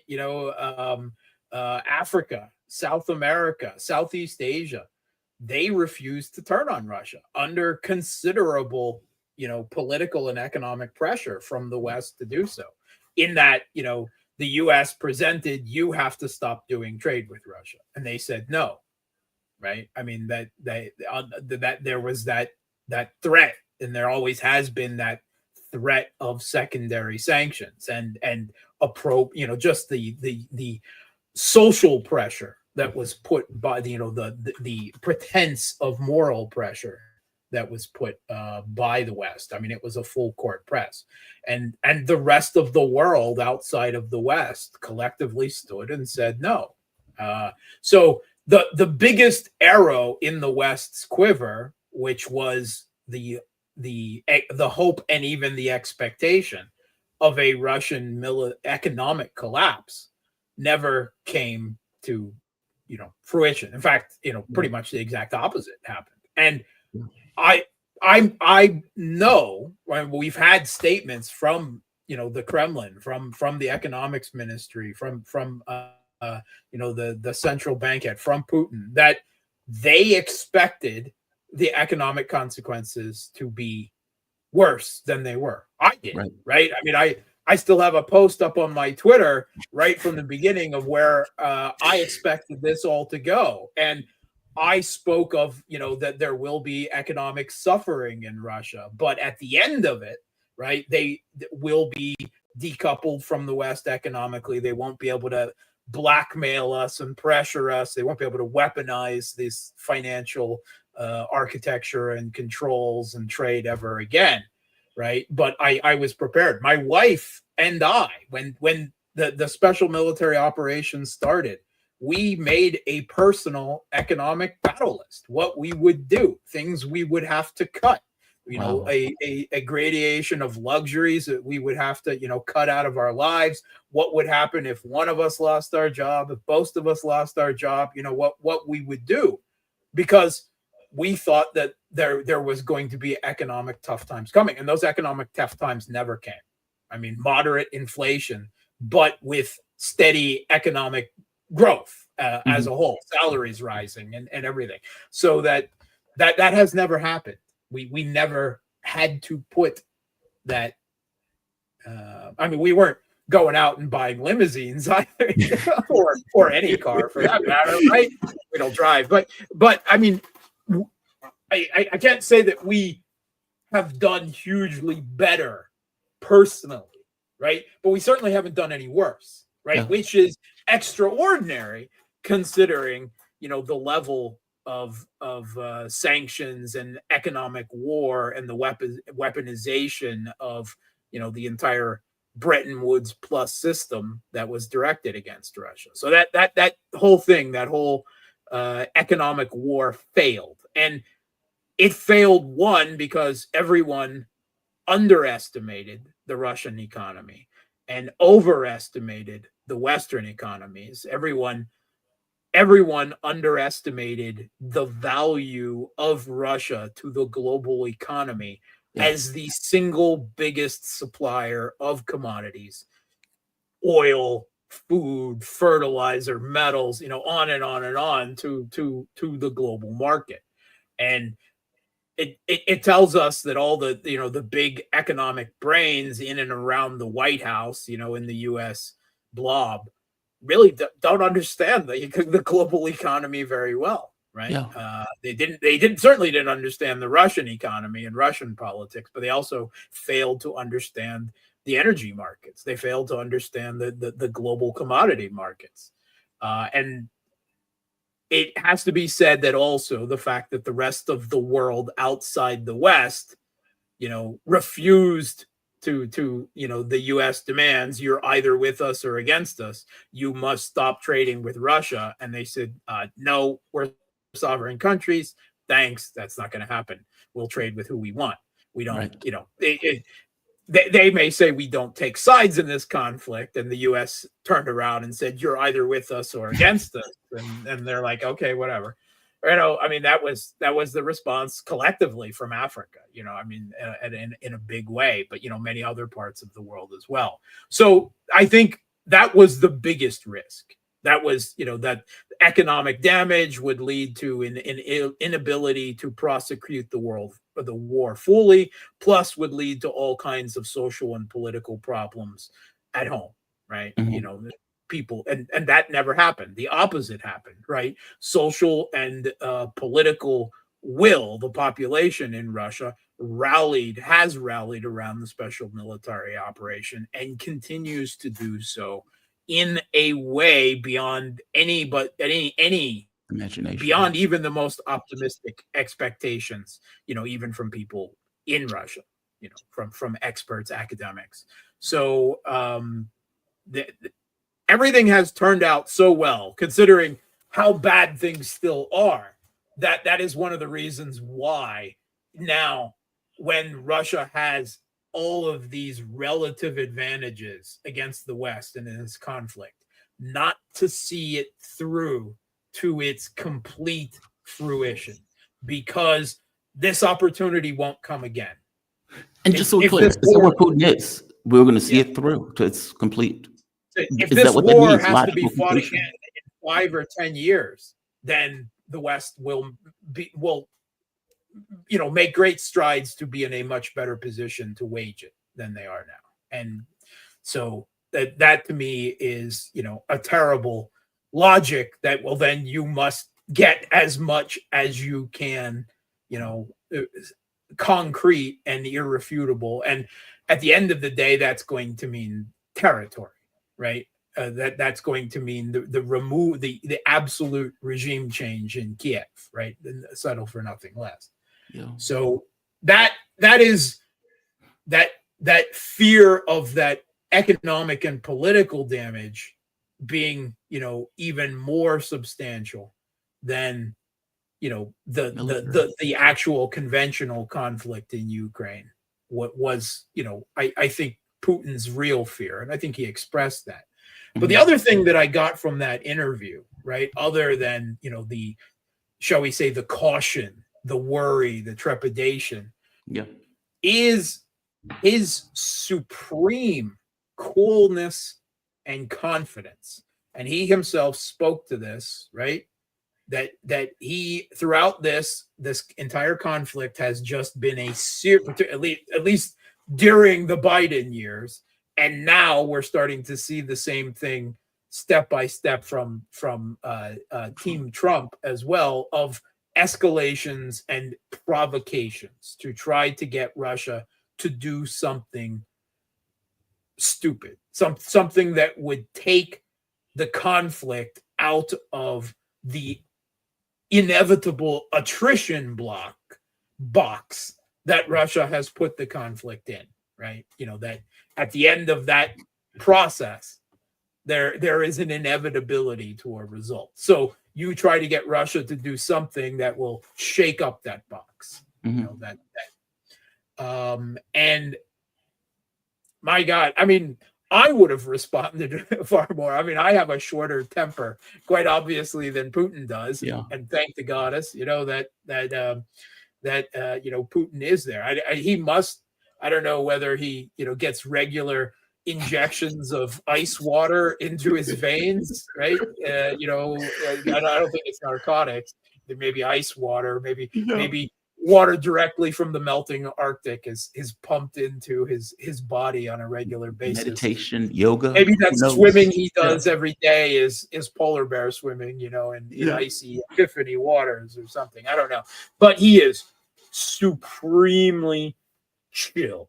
I mean, like Zen chill. It is and calm, and whatever worries he had, he never let them bubble over into the public, right?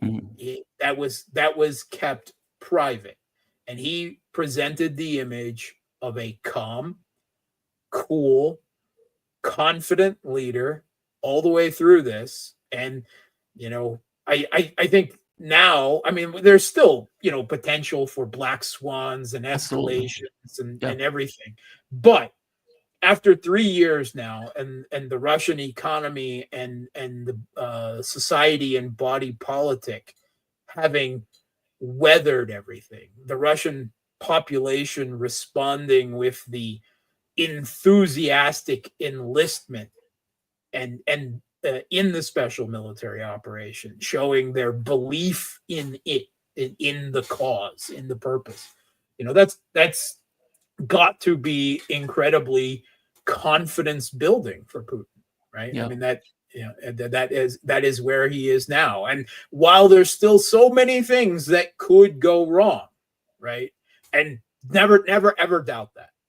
Never, just take a look at Syria, right? Russia won the war in Syria, right? Against Turkey, against the US, against the West, against the GCC when they were, Saudi and UAE and Qatar when they were involved in this, against Al Qaeda and ISIS. Russia won that war and then lost the peace. Yeah. And they lost it catastrophically. So never ever get too confident. And I don't think Putin does, right? I think he's far too rational, cold-blooded, pragmatic for that. But that is that balance that interview showed that he is able to keep cool and confident, right? But not also getting, the type of I think ridiculous, over enthusiastic expectations of things that Trump, for instance, displays on a regular basis. Everything is always great. Everything's always going to be wonderful. Everything's always huge. And then you're going to solve this war in a day or 100 days or a few weeks, or, bring peace to the Middle East. And then, golden age of American economy, and the Chinese are crushed, and the Indian, all of this, ridiculous braggadocio that Trump has. Putin is the exact opposite of that. He is cool, clinical, cold-blooded, even, professionalism. And I mean, he is.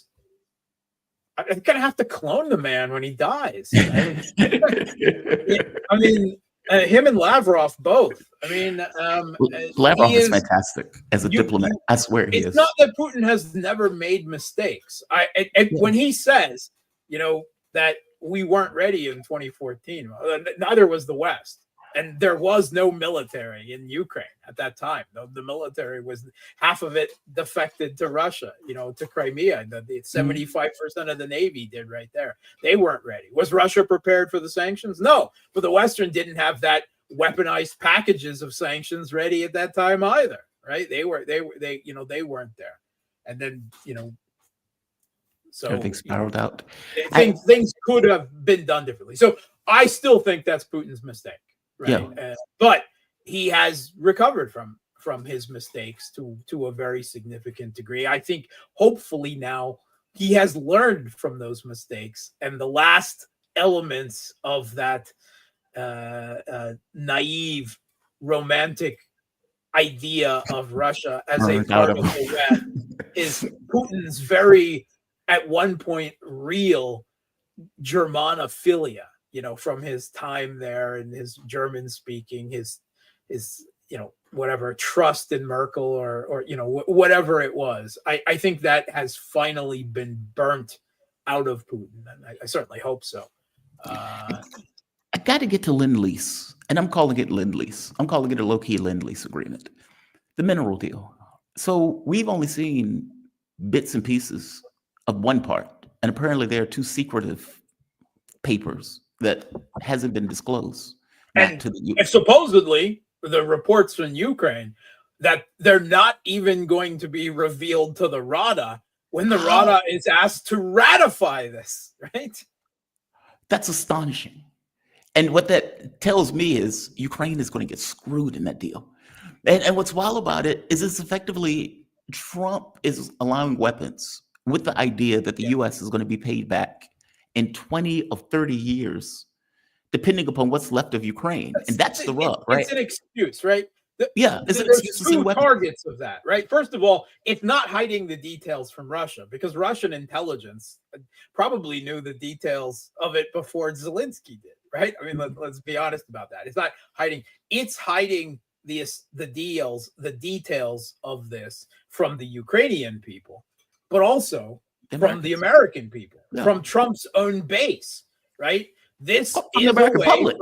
for Entire Trump American to public. continue Yeah. sending weapons to Ukraine, right, to the Kiev regime, when he told his base that that was it, that he wasn't going to do it anymore, right? Yes, he was going to bring peace, but that Zelensky was a beggar, the best salesman in the world who came and was given money all the time. He mocked him, as a regular campaign stump feature in every little town and rally around the country. He repeated these things, and now, at least in part, this investment fund, right, is resources investment fund, whatever you want to call it, mineral deal, right?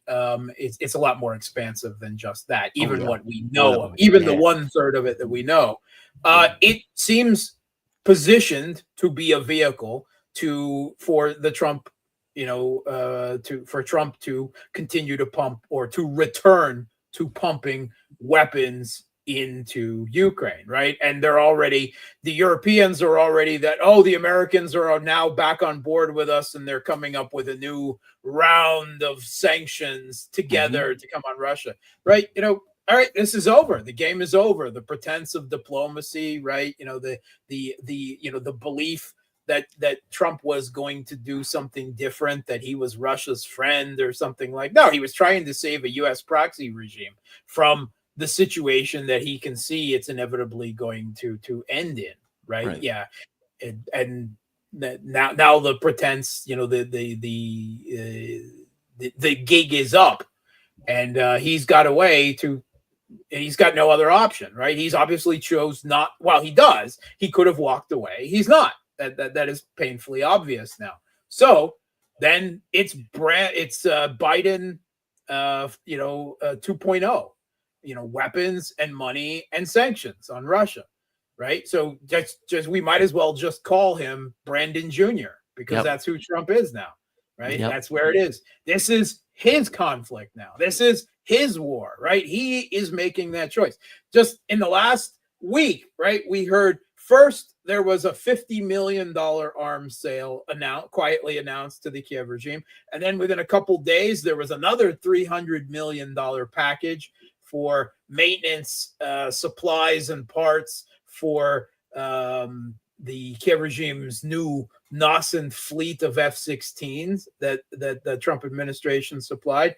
And now we have the word that Patriots are going to be sent to, more Patriots, right? Because the others have already been destroyed, are going to be sent from Israel and potentially from Europe to Ukraine. And that can only be done with U.S. explicit sign-off and permission.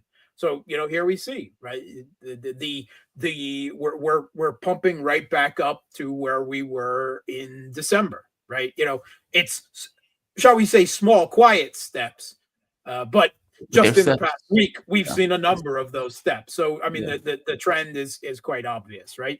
They hoped that they could get Russia to agree to, a deal, basically rewarding them with half of what they already had, right? And just for the chance to improve, to be Trump's buddy, that they would, accept this, right? And they were terribly, terribly wrong, of course.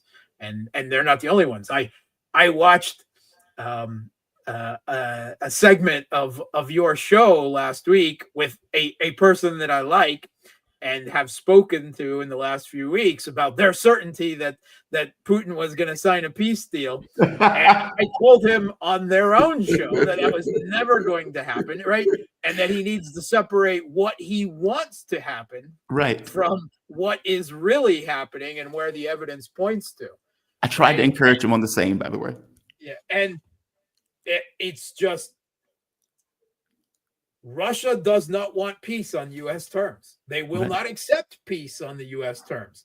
They started this war knowing that really it was a war against the United States. And Trump comes along trying to play oh, we're just a third party mediator and we want you guys to get along and kumbaya. And I'm just concerned about the beautiful people.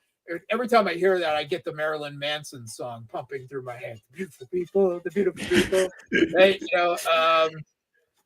It's all such a clown show, right? As the man is, there have been already more than 1,000 bombs and strikes on Yemen, right? Yeah, but he's concerned about I guess the Yemeni are not beautiful people. They don't count. Or Arabs not don't people. count. Yeah, the Palestinians don't count. They don't count as people. Yeah. All right. One last thing. Iran negotiations. I got to get your take on this. I've been asking people to get. Okay, my audience have heard me say I've been very cynical of these negotiations, and it's because I look at it in the context of history, and you could see, Iraq weapons of mass destruction in Iraq, and they're using the same argument now against Iran. You can see Afghanistan, you can see Syria, you can see Libya, you can see Sudan as a basket case. Iran is the last man standing. And no, this is not the same situation where Iran was in the first time Trump was in office, but he's filled his cabinet with whack jobs. He's arm in arm with Netanyahu. And he is making this wild association that anything the Houthis do, it's really the Iranians doing it, meaning it's a one-to-one. And so it's amazing how that doesn't work, that anything that Exactly. Ukraine does is U.S. responsibility, right? I made the same point. That proxy thing only works, when it's other people doing it. I made the exact same point. It's like you've been dumping hundreds of billions of dollars into Ukraine, but you act like you're a mediator and a third party. I was like, get out of here with that nonsense, right? And so my thing was always, I was very distrustful of these negotiations. That, yeah, they're having negotiations, but this could be just like they were doing negotiations in Iraq just before they came over to pretext to attack Iraq. And, there's playbook to this, where papers on the exact same process, have negotiations, blew up the negotiations, say you did everything you could in order to justify an attack on Iran with either Israel or with U.S. Israel assistance. Okay, well, that's effectively what they've done. They pretended as if they were having negotiations, whether he wanted to or not. He's been maneuvered into this, or this was always the plan. They've started to escalate their demands in negotiations, something that was always a red line for Iran. And now it's, well, everything the Houthis does is effectively Iran doing. He just put out the tweet. You got Hegseth, alcoholic rantings, screeching that he's going to attack Iran at the place and time of his choosing. We don't need Congress for this, apparently, but whatever. And so they seem to have set up a context by which they can wage strikes on Iran. I guess my question to you was this always the plan? Was this never honest negotiations? What is your take on this? I don't think that's the case, right? I think that this, giving the Trump administration credit for 5D chess plays, that's already a little tiring. Right, that they knew it, they were going to give up the tariffs war. It was just bluff and bluster. It was just going to be an economic war on China, not an economic war on the entirety of the world, right? No. Or similar things about the peace deal that they were trying to sell Russia on Ukraine and all of this. No, I think they're a bumbling, incompetent, very fractious group of mostly B-grade neocons, right? With a handful, right? Okay, RFK Jr. is there, but okay, the guy's a little, I like him, generally speaking, except for the whole Israel thing, right? I'm not quite sure on his in general vaccine stance, right? I believe in science, right? But generally he's a pretty good guy, but he's health and human services, and that's something that doesn't matter to anyone who's outside the U.S. So, right. That he doesn't touch foreign policy. And Tulsi Gabbard's only visible accomplishment that I've seen so far is doing a 180 on Yemen, which is disappointing, to say the least. But other than that, it's just B-grade neocons, right? That's what it is. I, up until the last week, have been of the assumption that neither the Trump administration nor Iran wanted to be bogged down in a war with each other now, right? I thought the Trump administration had other priorities, namely China, right? And that the Iranians were preparing a long game of letting Russia, strategic partnership with Russia, building up their air defense, their electronic warfare, their economy, sanctions proofing it further, everything. That just like happened in the Biden administration, that despite everything that happened, when I say Biden, okay, the Blinken Sullivan administration, And the they still wanted to avoid. They went to great lengths, despite Netanyahu trying to rope them in. I mean, they did all these pantomime strikes on either side and everything. So my assumption was that the bluff and bluster on the Iran deal, a JCPOA 2.0, right, was just that, right? It was to put a bookmark into Iran and saying, we don't want to deal with this right now. We'd prefer to deal with China. And, Netanyahu, calm down. You can have Gaza, right? But we're not going to give you war with Iran. In the last week, the U.S. demands that have now emerged, right? That basically that Iran must give up all enrichment and their civilian nuclear program, right? Yes. Russia built their nuclear reactors, built Bushehr, right? Something they are entitled to under international law, right? Under the terms of the Nuclear Non-Proliferation Treaty, right? They are entitled to enrichment. They are entitled to a civilian nuclear program. So this goes so far beyond, the scope of what Iran could ever agree to. Plus, they are obviously, and just as disastrously, they are also essentially saying that Iran must give up all support to the axis of resistance, right? To all Shia groups throughout the Middle East, that they must, curtail their entire foreign policy. We're allowed to have proxies, you're not. We're allowed to give money and weapons and training, whatever, to our allies. You are not, right? That is a declaration that Iran, you do not have sovereignty. Exactly. Iran, which is a significant regional power in the Middle East. And obviously Iran cannot accept that, right? And add to that, we have the Trump administration beyond threatening to bomb Iran, is now threatening to sanction any country in the world that does any trade with Iran, right? Which is a fantasy. Let's call it there. That is a fantasy, but still, it obviously means that unless the Trump administration is willing to come down from each of those three insane escalations, right? The nuclear enrichment and civilian nuclear power program, the stopping all support for any Shia groups throughout the Middle East, and the whole issue of this a threat to sanction the world for daring to trade with Iran. Unless the Trump administration is willing to walk back all three of those, I do not see where there is any avenue for diplomacy. These are all ridiculous, just completely off the wall neocon nut job, I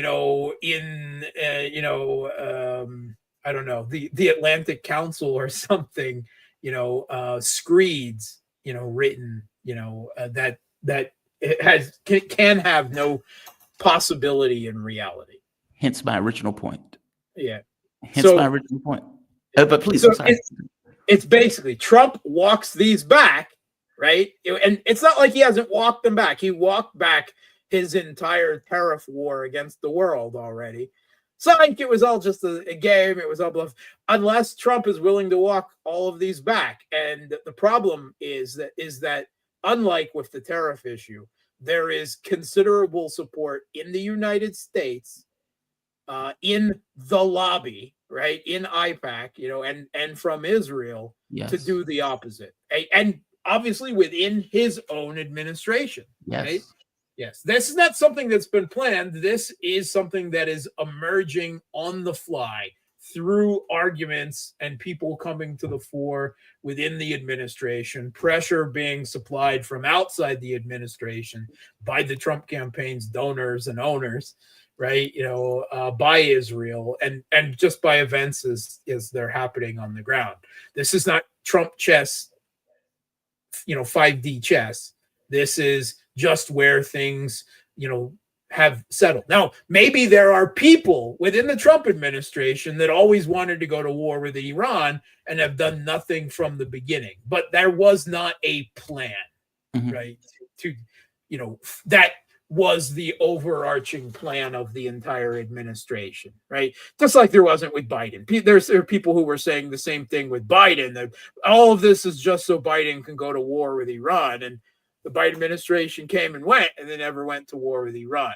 But I think, from what we've heard in the last week, that raises what I previously thought was an outside possibility of direct, of a war, of direct conflict. All the insanity I've heard out of the Trump administration in the last week suddenly makes all of that a lot more likely, right? That it just, I don't see an avenue back to diplomacy unless the Trump administration walks back, however they could do it. All of those three huge, excessive, ridiculous demands and claims. Do you think George Bush knew about Project for a New American Century when this was taking place? Or do you think Bush was maneuvered into it? And just explain the reason I ask. Yeah. I agree with you. I don't think Trump is I think Bush was maneuvered, right? I'm sure there were people within his. We know Dick Cheney openly talked about handling it, right? I guess that's my point with Trump too, though, right? Like, if, let's say, I believe that Witkoff was sent over there to get a deal, which I do, by the way. I think all things being equal, I don't want to have a war. Go get me a deal. But the problem is Donald Trump has spent 3 months screaming at the height of his lungs that he's going to bomb Iran if they don't get a deal. I'm going to bomb you. I'm going to bomb you. That is a hell of a hill to walk back off. That is a hell of a cliff, because you would have to get a lesser deal, meaning you don't get any of those items that you said you were going to get. The Libyan model of getting rid of all their nuclear reactors. As you point out, I don't want you giving support to the Houthis because everything that the Houthis does is effectively coming from Iran. So you guys are one-to-one, like, meaning he has to walk all of that back. He has to come with a deal where he says, okay, I got 3% enrichment. They're not going to do more than that. I'm Trump. This is great. He is going to be attacked viciously. Sure. Oh, you collapsed. You gave in to Iran. And on top of that, the screeching that he's going to bomb Iran if he doesn't get a deal. So, you don't really get the deal you said you want. And you got to come off that cliff of, I know I said we were going to bomb for 3 weeks or 3 months, but now we're not going to do that. You could do that with tariffs, right? You could say, okay, the economy is taking a hit. The bond market is freaking out. People aren't buying treasuries. I need to back down. That's the only reason he backed down. He was going to keep that boat going. He didn't care that the market was dropping 900 points a day. This is different to me. This is, as you point out, all of the whack jobs that are around him, Netanyahu being in his ear, meaning regardless of what Donald Trump wanted in his inception, in the very beginning, he might have wanted a deal. He might have sent Witkoff over there to get a deal. But when Witkoff came back the first time and said 3.6% enrichment, Witkoff was immediately attacked. In which case, the person who started talking was Rubio, who's a lunatic. And Rubio's thing was, we want the Libyan model. That's what we have to get. They can't have nuclear reactors. They can't do their own enrichment. And Iran, day one, said, this is off the table. So they went in with a deal or escalated to something that they knew Iran could never accept, which is the reason why I'm looking at that like, okay, then you want a war. Because otherwise, you don't do that if indeed you're trying to avoid. This was always the problem with bringing in a crew of neocons. I mean, it's hard to find anyone in D.C., anyone with any experience, right, who isn't a neocon, right? Whether it's the Republican flavor or the humanitarian interventionist, Democratic flavor, right? They're flip sides of the same coin. Yeah. Right? Stephen Walt pointed that out more than a decade ago already, right? So but I remember Trump Jr. saying, I remember the social media post that he made. There must be no neocons in my father's administration, and that balloon it's all neocons with right. Token Gabbard and RFK thrown in, for a little bit of cover, and that's always going to be a problem, right? They are the ones who come and explains to him what is happening. They are the ones who come and present policy options, and let's face it, Trump isn't a hugely worldly international relations educated person out there that is going to know any different from what is presented to him. I mean, his last administration, Bolton and others openly bragged about how they manipulated Trump from day one. The information they presented to him, the information they didn't present to him, the policy options they gave him. And the excuse that all of the Trump fanboys had in the first administration was, oh, he was forced to take these neocons, because of the threat of impeachment and, the neocons in the Senate voting against him. Oh, okay. All right. And here we go. Trump 2.0, he won. He keeps talking about how big his mandate is. He meets the Pope. Do you know how big my mandate is? Right. I mean, now, of course, he's cosplaying as the Pope, right? Like anyone in the world outside of the U.S. cares about the size of his mandate, right? Whatever. But he seems fascinating. But despite the size of his mandate, he goes and hires all neocons again. Again with the token others. That was once that happened, it was inevitable that we're getting right. And there are only 3 flavors, right, of foreign policy professional in Washington. The ones who prioritize war with Russia over everyone else, the ones who prioritize war with China over everyone else, and the ones who prioritize war with Iran over everyone else. That's the only 3 flavors they are. They all want war with all 3, but they just have different priorities, right? And now he's got all 3 of them screaming in his ear, right? He's got the ones, you've got to get back and help Ukraine resist Putin, right? Out of one ear. The other ones, you've got to save Israel and destroy Iran. And now pivot to China, China, right? They're all screaming in his ear, right? And he's tossing bones here and tossing bones there. And, at the end of the day, what can I say? Trump is not Putin, right? He cannot manage he cannot manage an administration with different and contrary and opinions different from his own. He's not that person, right? The art of the deal, right? That mafia leg breaking tactics. Right? You'll agree to everything that I say, or I'll break your leg and we'll burn down your cousin's house, right? That's not going to play with Iran, right? That doesn't play in diplomacy.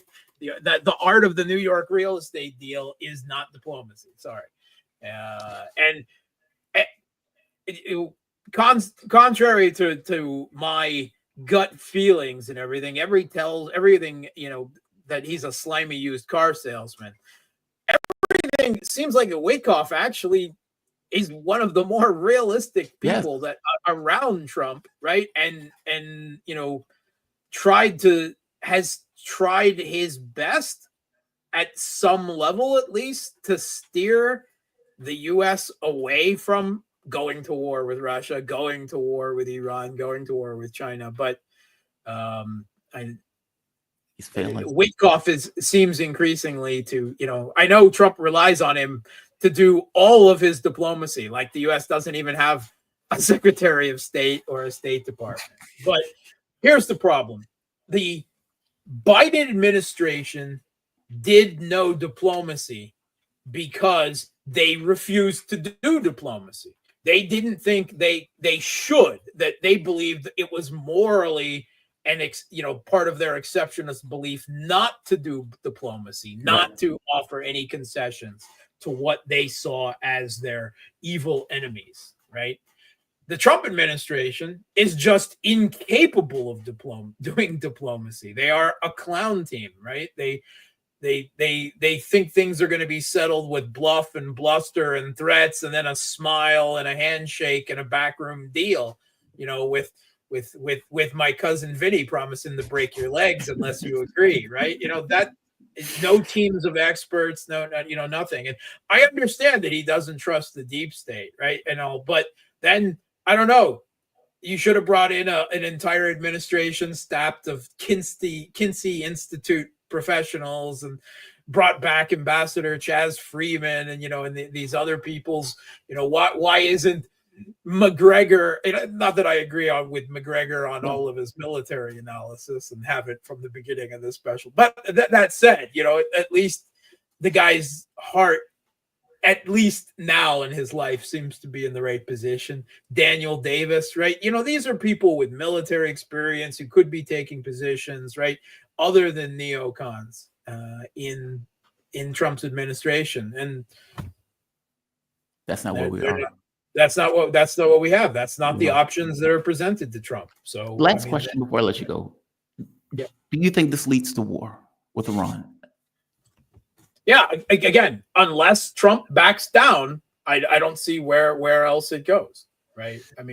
Wow, Mark Sleboda. I did not think that a week ago, right? I thought, this is bluff and bluster. Neither side really wants a war. Like with Biden, they'll get close and then they'll hedge around it, and we'll come up with a JCPOA 2.0 Trump-approved branded tacky gold lame covering and everything, right? But that the demands of the last week say that they are completely off the ranch or off Mar-a-Lago or wherever, wherever. They're just not in a world of reality.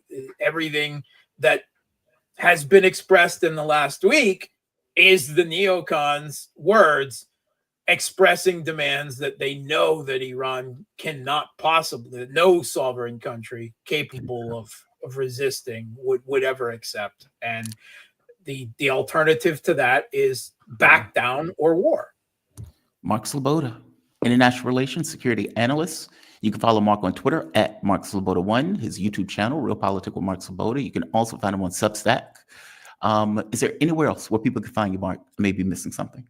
Substack, Telegram, Twitter. That's it. Twitter. Substack, Telegram, and Twitter. Mark Sleboda, my man. Thank you for this, Mark. Really good presentation. We have a fantastic audience here. By the way, we're up to nearly 800 people.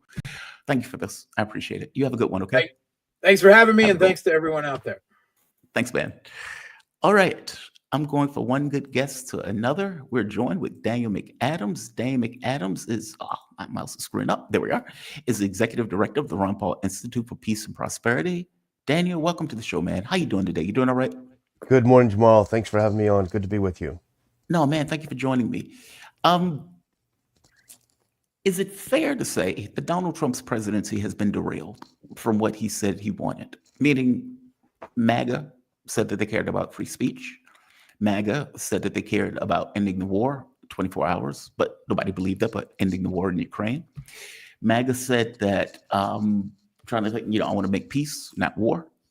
And as we see it currently, they put out a bill that was going to criminalize free speech in America, anti-boycott bill. That apparently that bill has been pulled. It was supposed to be voted on today, but Massey pointed out it's been pulled. But that was something that they effectively wanted to put out. Basically, prison sentences for Americans that protest Israel, $1 million sanctions against those Americans. The war in Ukraine, he put out an unacceptable, quote unquote, deal that Russia was never going to accept, that anybody with even an ounce of honest foreign policy experience would have told them that they weren't going to accept it. And yet that's what he put out. It was effectively a hasty agreement that he thought Russia was just going to be like, hey, I'm getting close to Trump, so I'm going to sign it. They shot him down and told him effectively, no, he couldn't even get his proxy on board. He was bombing Yemen, just murdering civilians. Yemen just, Ansar Allah, just fired a missile into Ben Gurion Airport.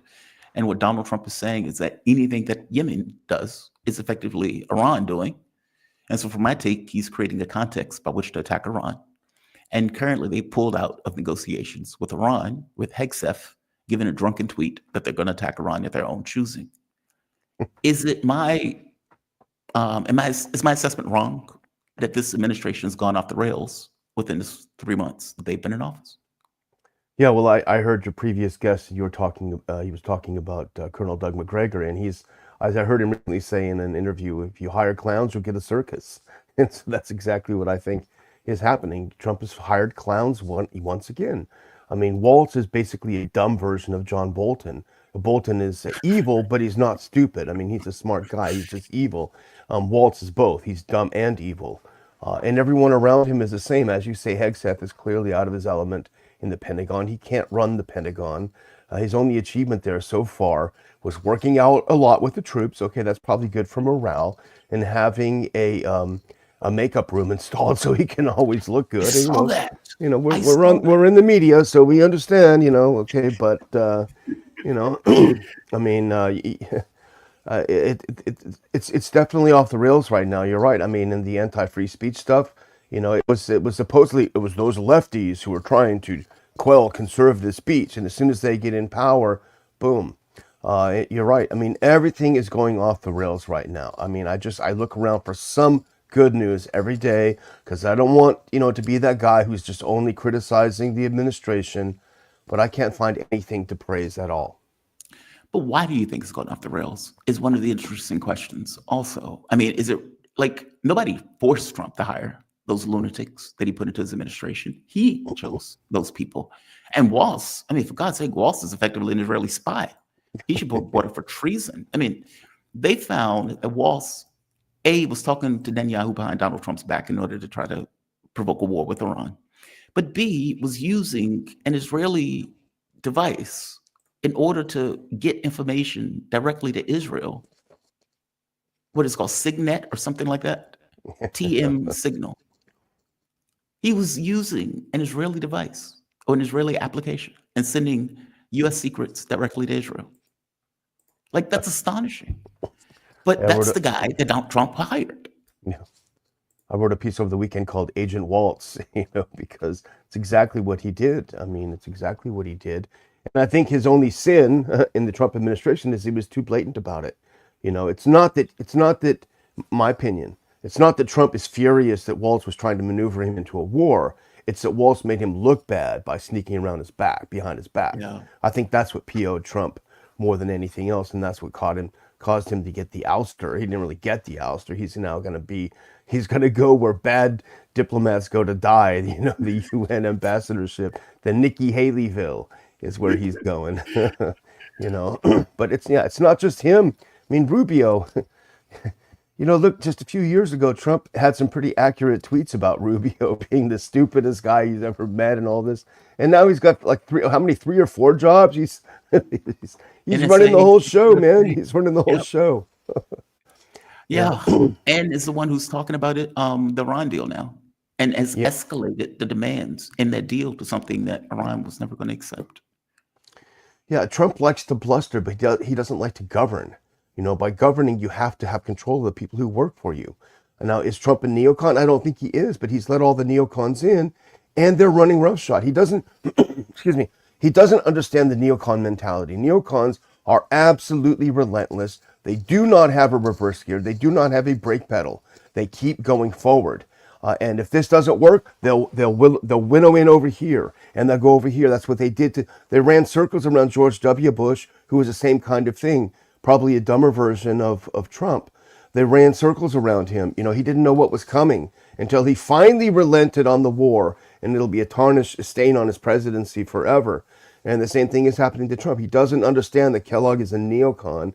The Kellogg plan, which is a version of the Kellogg plan, which was from last year, was the one that was presented to the Russians, which is absolutely unacceptable. Anyone who's followed the war, even, you know, I would assume the intelligence agencies in the U.S. have followed the war, unless they're all sort of circling and reading each other's stuff.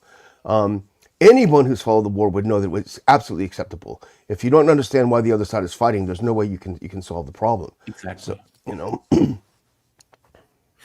Yeah, I did not have high hopes for this presidency. My one hope was that he was going to end the war, because that was something that he like really nailed down, and he really hit very hard. And I think within a few months in, I was like, okay, this war's not ending. He's not going to get it. He doesn't seem to understand it from the Russian side. From their point of view, it's existential. the idea that Trump is trying to be a mediator while simultaneously head of the country that was pushing the war in the first place is absurd, and Russia is not going to accept it. They've done these agreements before where the U.S., Europe effectively lied in the agreements. Trump doesn't seem to get that and understand that when he's making his negotiations. Like, it just seems like he's so out of touch. And I don't get how can you be this magnificently out of touch if indeed you're trying to end conflicts. And the same thing is true in Iran, by the way, the escalatory nature of this. And part of this, I think, is he's humiliated by the Yemen thing, that he hasn't, a $1 trillion military budget and you're not able to pacify the Houthis or Ansar Allah in Yemen. It's humiliating. That's my take. I mean, give me yours. I mean, is a lot of this fury aimed at Iran because he's losing that conflict with the Houthis? This is, yeah, you can kill scores of civilians, but that's different than a military campaign in order to stop military action that is taking place. Those are different things. He's, exemplary in the first part. You can kill civilians on a massive scale. Stopping the Houthis is different. Yeah, he doesn't, most people in Washington don't understand the nature of a war for your own survival. The U.S. has gone from war of choice to war of choice to war of choice, at least since, I would say the Civil War, but, all of these wars have been wars of choice. And for the Houthis, it's survival. For Russia, it's survival. Now, you could say, well, they're overplaying it, whatever. It doesn't matter. In their perception, they're fighting their survival. Same with in Afghanistan. They were fighting in their home turf for their survival. And so if you don't understand that, there's no way you can win the war. They live in fantasy land. I wrote another piece last week called something like How to Stop the Ukraine War with This One Little Trick. And I went through all of these things that we're talking about, the fiasco. And the one little trick at the bottom was just go home. Just leave. Walk the F away. Leave. Yeah, just leave. Right? And the same is true with Yemen. Call up Netanyahu and say, break that blockade. Let these people get some food. They're kids you're killing. You're starving kids. Let them get some food. Get your troops out of there. Leave them alone. And it would end. The Houthis were not going to, they're not firing missiles because they enjoy it. They're firing missiles because they see a genocide in their neighborhood. Now, you might disagree with the response, but there is a sort of a R2P responsibility to protect that's enshrined in the United Nations now, whether you like it or not. And they're responding in a way that they feel is appropriate for the R2P philosophy or, directive. Steve Bannon on that one was right. Walk the F away. I mean, because at this point, it's Trump's war. He's sending weapons. He's apparently doing sanctions. It's his war. I don't know another way to say it. Now, sorry. I was going to say, it turns out this whole minerals deal was actually just a cover so he could start sending weapons again.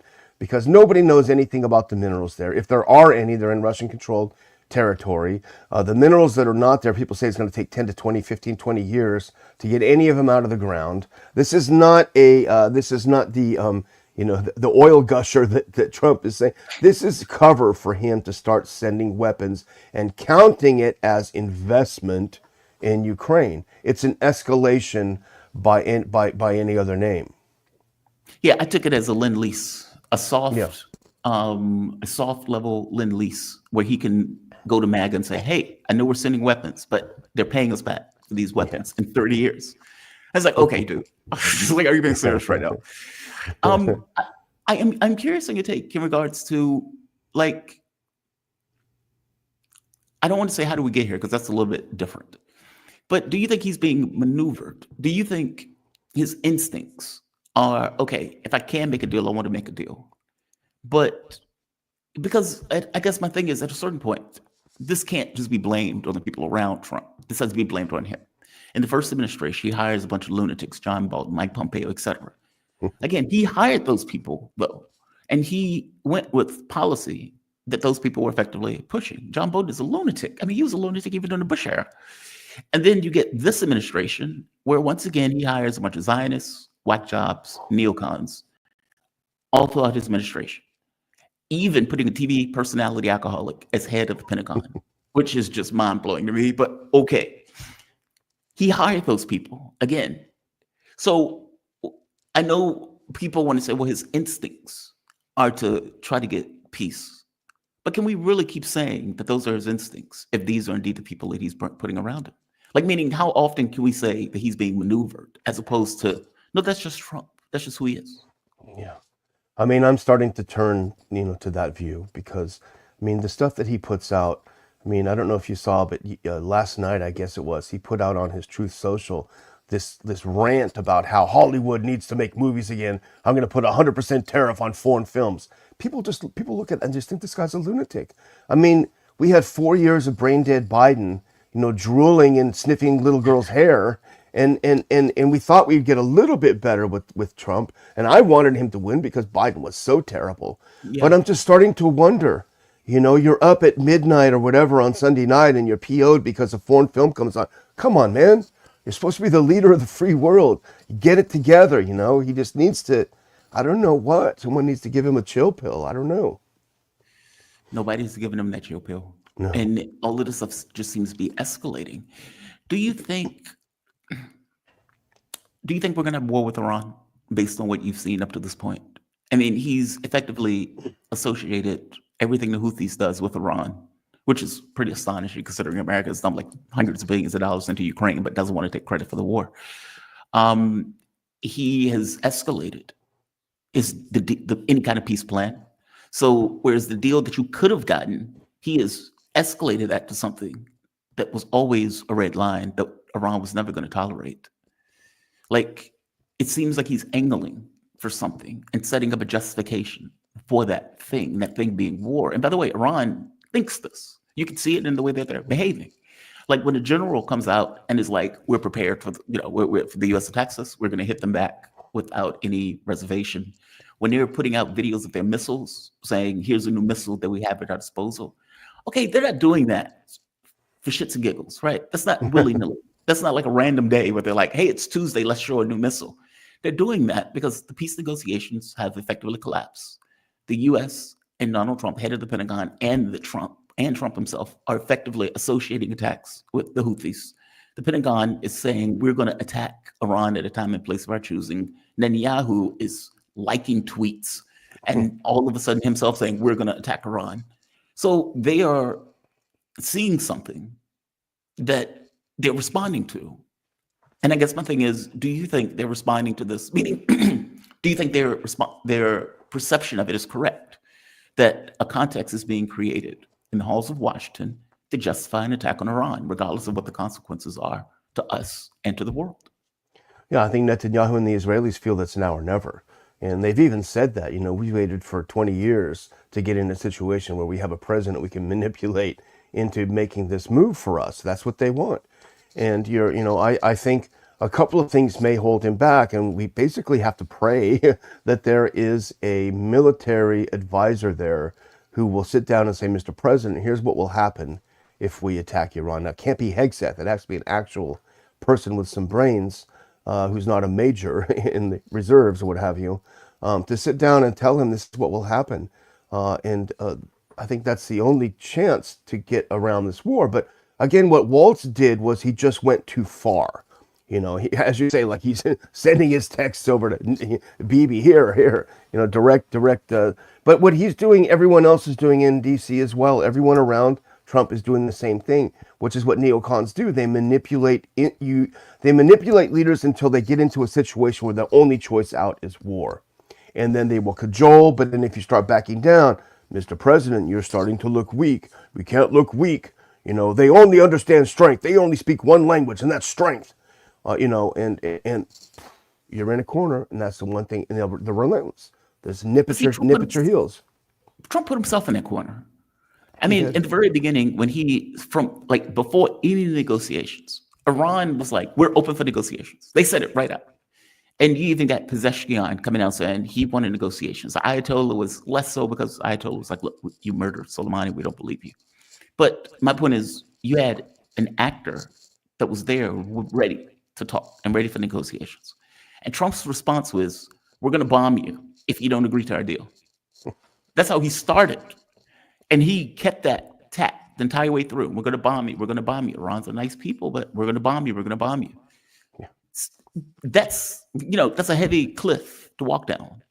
if you're not indeed going to be willing to go through with the bombing. Not to mention, it's a hell of a heavy cliff to walk down if you escalate your demands into stuff that they can't accept, and then have to also walk down the cliff. So not only did you fail to get the deal, you backed off of an attack.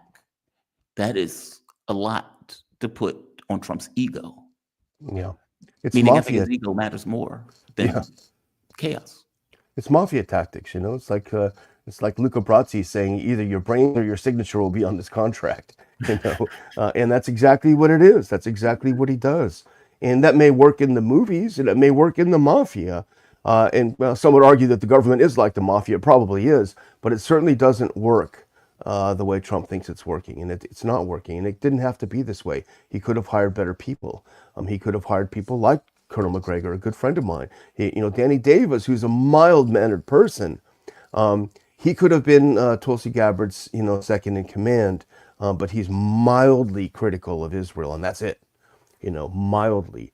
The same thing with what's his name, Elbridge Colby, mildly critical. Who's the fellow Dan Caldwell who was working for Hegseth, who was fired because he said, well, this war with Iran is not a great idea. It's my job to give you all the options in my analysis, and he got thrown under the bus for saying, let's not go to war right now. It's not going to work for us.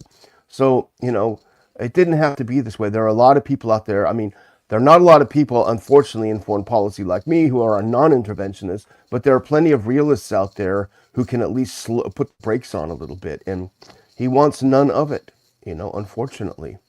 Well, that goes to my last question. Why did he hire these people?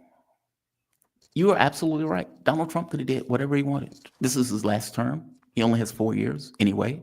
He's going to die soon, probably in the next 10 years, give or take. I mean, he's old as is.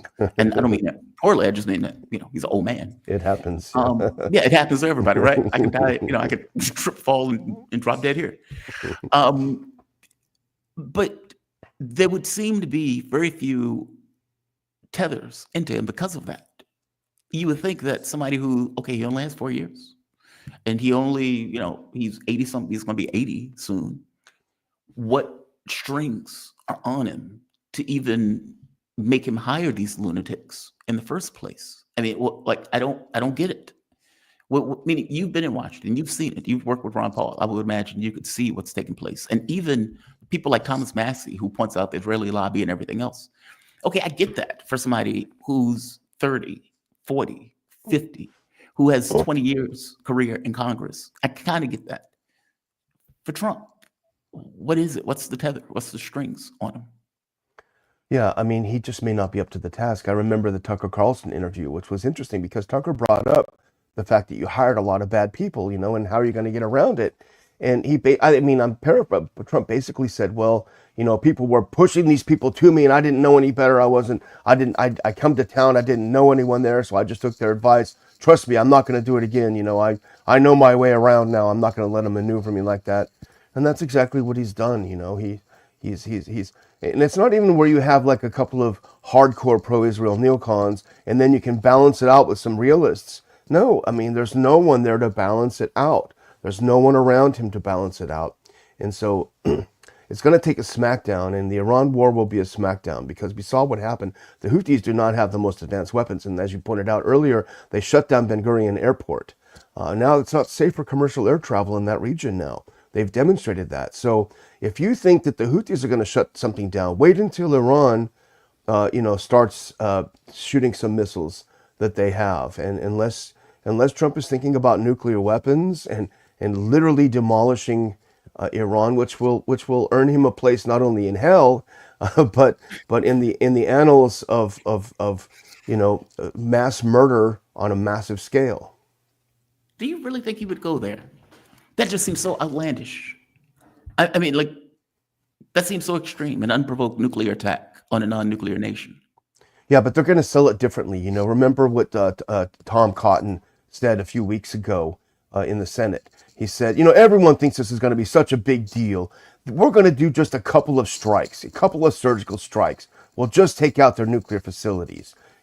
Stop making such a big deal. That's exactly what they did at the Iraq War. Everyone is saying this is going to be so hard. It'll be a cakewalk. It'll pay for itself. No Americans will die. You know, Dr. Paul was questioning Richard Pearl, top neocon, before the Iraq War, and Dr. Paul said, "Well, how many American casualties is acceptable in this war? 100, 1,000, 10,000?"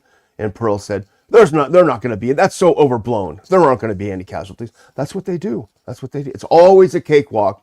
And then when it blows up in their face, they say, you know, we tried. You didn't go in hard enough. Don't blame me. That's them. That's the neocons. Don't blame me. But nukes are different, though. Yeah. Right. I mean, it's one thing to say we're going to have surgical strikes.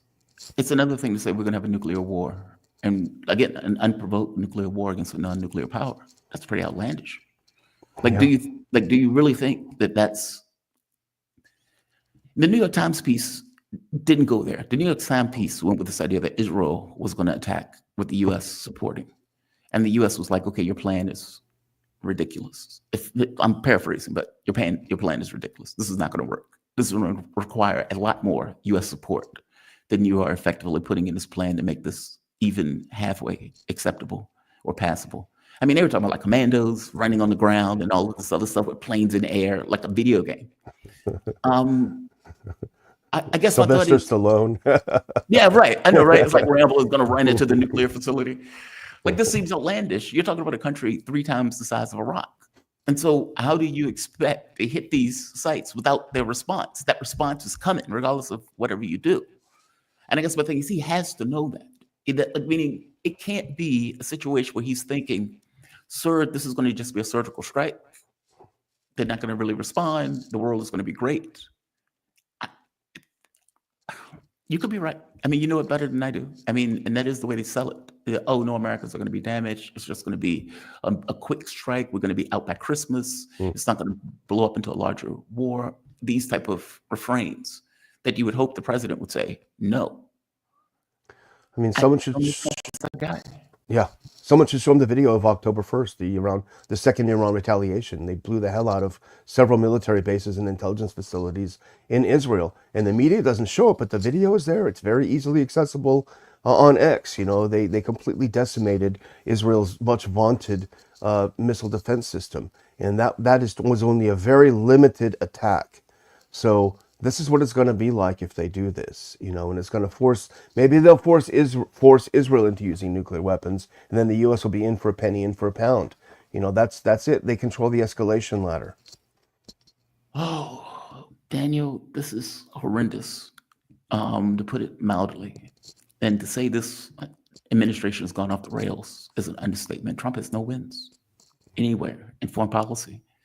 And even with this trade war, again, this is not a win. I mean, he's in a trade war they can't get out of, lying to the media that prices aren't going up. Last question. What was your expectations versus where we are now? Is there a great disparity between the two? Absolutely. I mean, he came in and I was cheering. He brought in Elon Musk, who a lot of people dislike.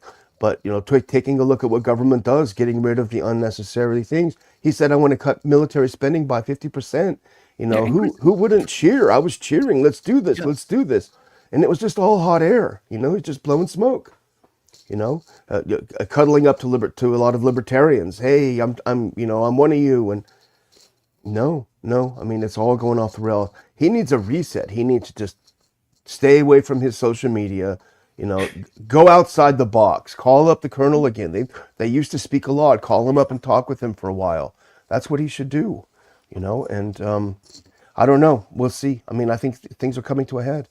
McGregor knows him. I mean, well, you may not know this, but there has been no communication between the two since he's taken office. As I understand it, there hasn't been. As I understand it. But you know, the colonel is a military man, and he's not a politician necessarily. So you know, when you have to say that our relationship with a certain country in that area is not in our interest, and you say it, and that disqualifies you from any work or from even being part of that team, you know, I mean, it's unfortunate. It doesn't have to be that way. In the communications with McGregor, and I'm sorry to dig into the McGregor thing. I'm just curious. I'm trying to get something into Trump's psyche. Where was Trump's head at in those communications with McGregor? I mean, was it trying to understand context? Was it hesitancy to go to these conflicts? Like, did McGregor ever talk about where Trump's head was in those conversations with him? Yeah, I think that, and I'm just absolutely, surmising, but I think that Trump 1.0 liked McGregor because he's a war fighter. He's a guy who was in a tank during the Iraq War.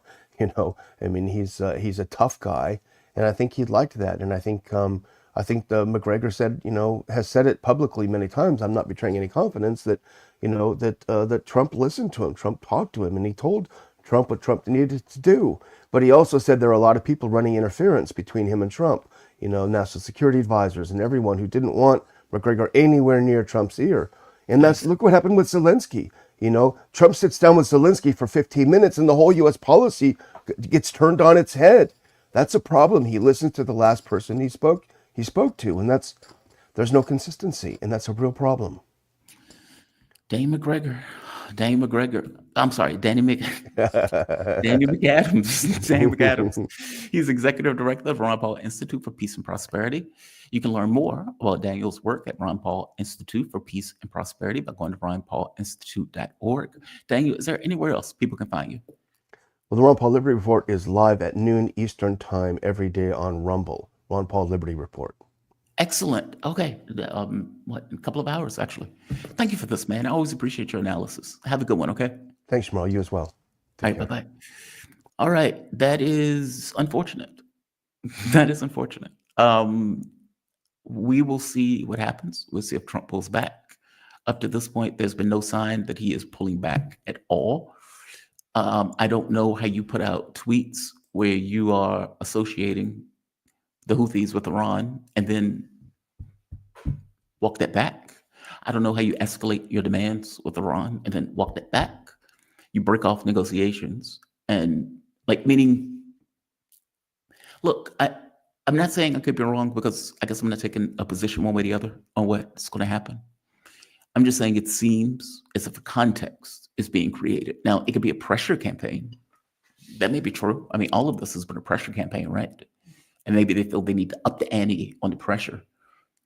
But how do you release that pressure is the question without going to war, especially when you have so many people around you that wants to go to war and that don't care about the consequences of that war. Because from their point of view, it's not me holding the bag. Trump holds the bag. It's his bag. Yeah, I might have given him advice, but it's his bag, just like it's George Bush's war. Yeah, there might have been people around that may be maneuvering George Bush. We don't know who those people are. Right? Those people are faded in the history. They're living somewhere in a hovel in hell.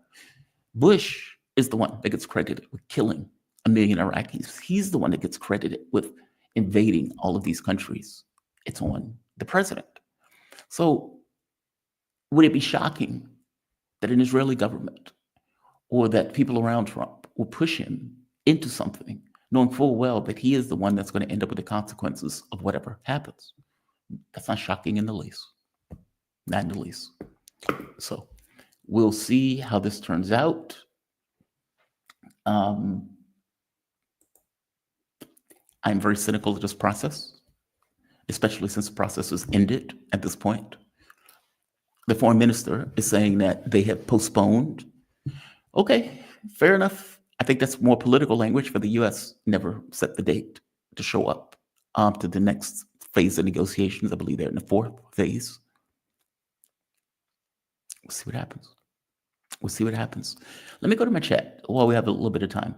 Matthew, does this mean the U.S. deployment in Ukraine? I answered that earlier. I don't think so, but God, I hope not. Daniela Modus Cutter, super sticker. Thank you, Daniela. Much appreciated. Wraith 636. Watching a Trump interview is like watching Wile Coyote operate Acme Products as it backfires on him. Yeah, I mean, those interviews are humiliating. That is not. That.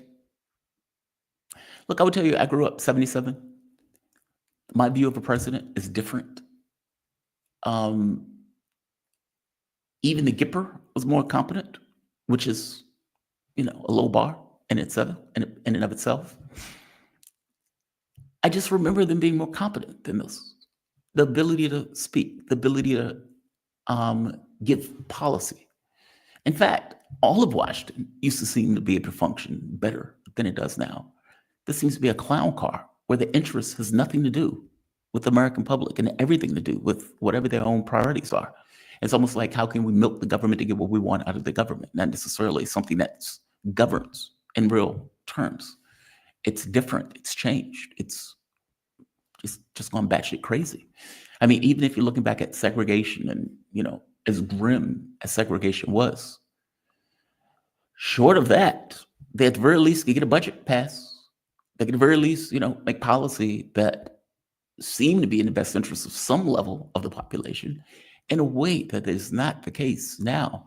I mean, again, Walsh, the guy who's working for Trump, literally was an Israeli spy.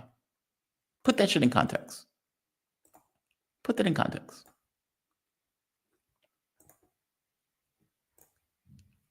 That's amazing. That's treasonous. He should be held up on treason for that. But he's not going to be held up on treason for that. He's being sent to the UN. That's our government today. It's just wild. And the last one, Joe Public. President Trump is a cartoon. He acts like a cartoon character, but unfortunately, that cartoon character is imbued with a hell of a lot of power in order to fuck stuff up royally for a lot of us. And for all of these proclamations about tariffs, look, we pay those tariffs. He's lying to you. We pay those.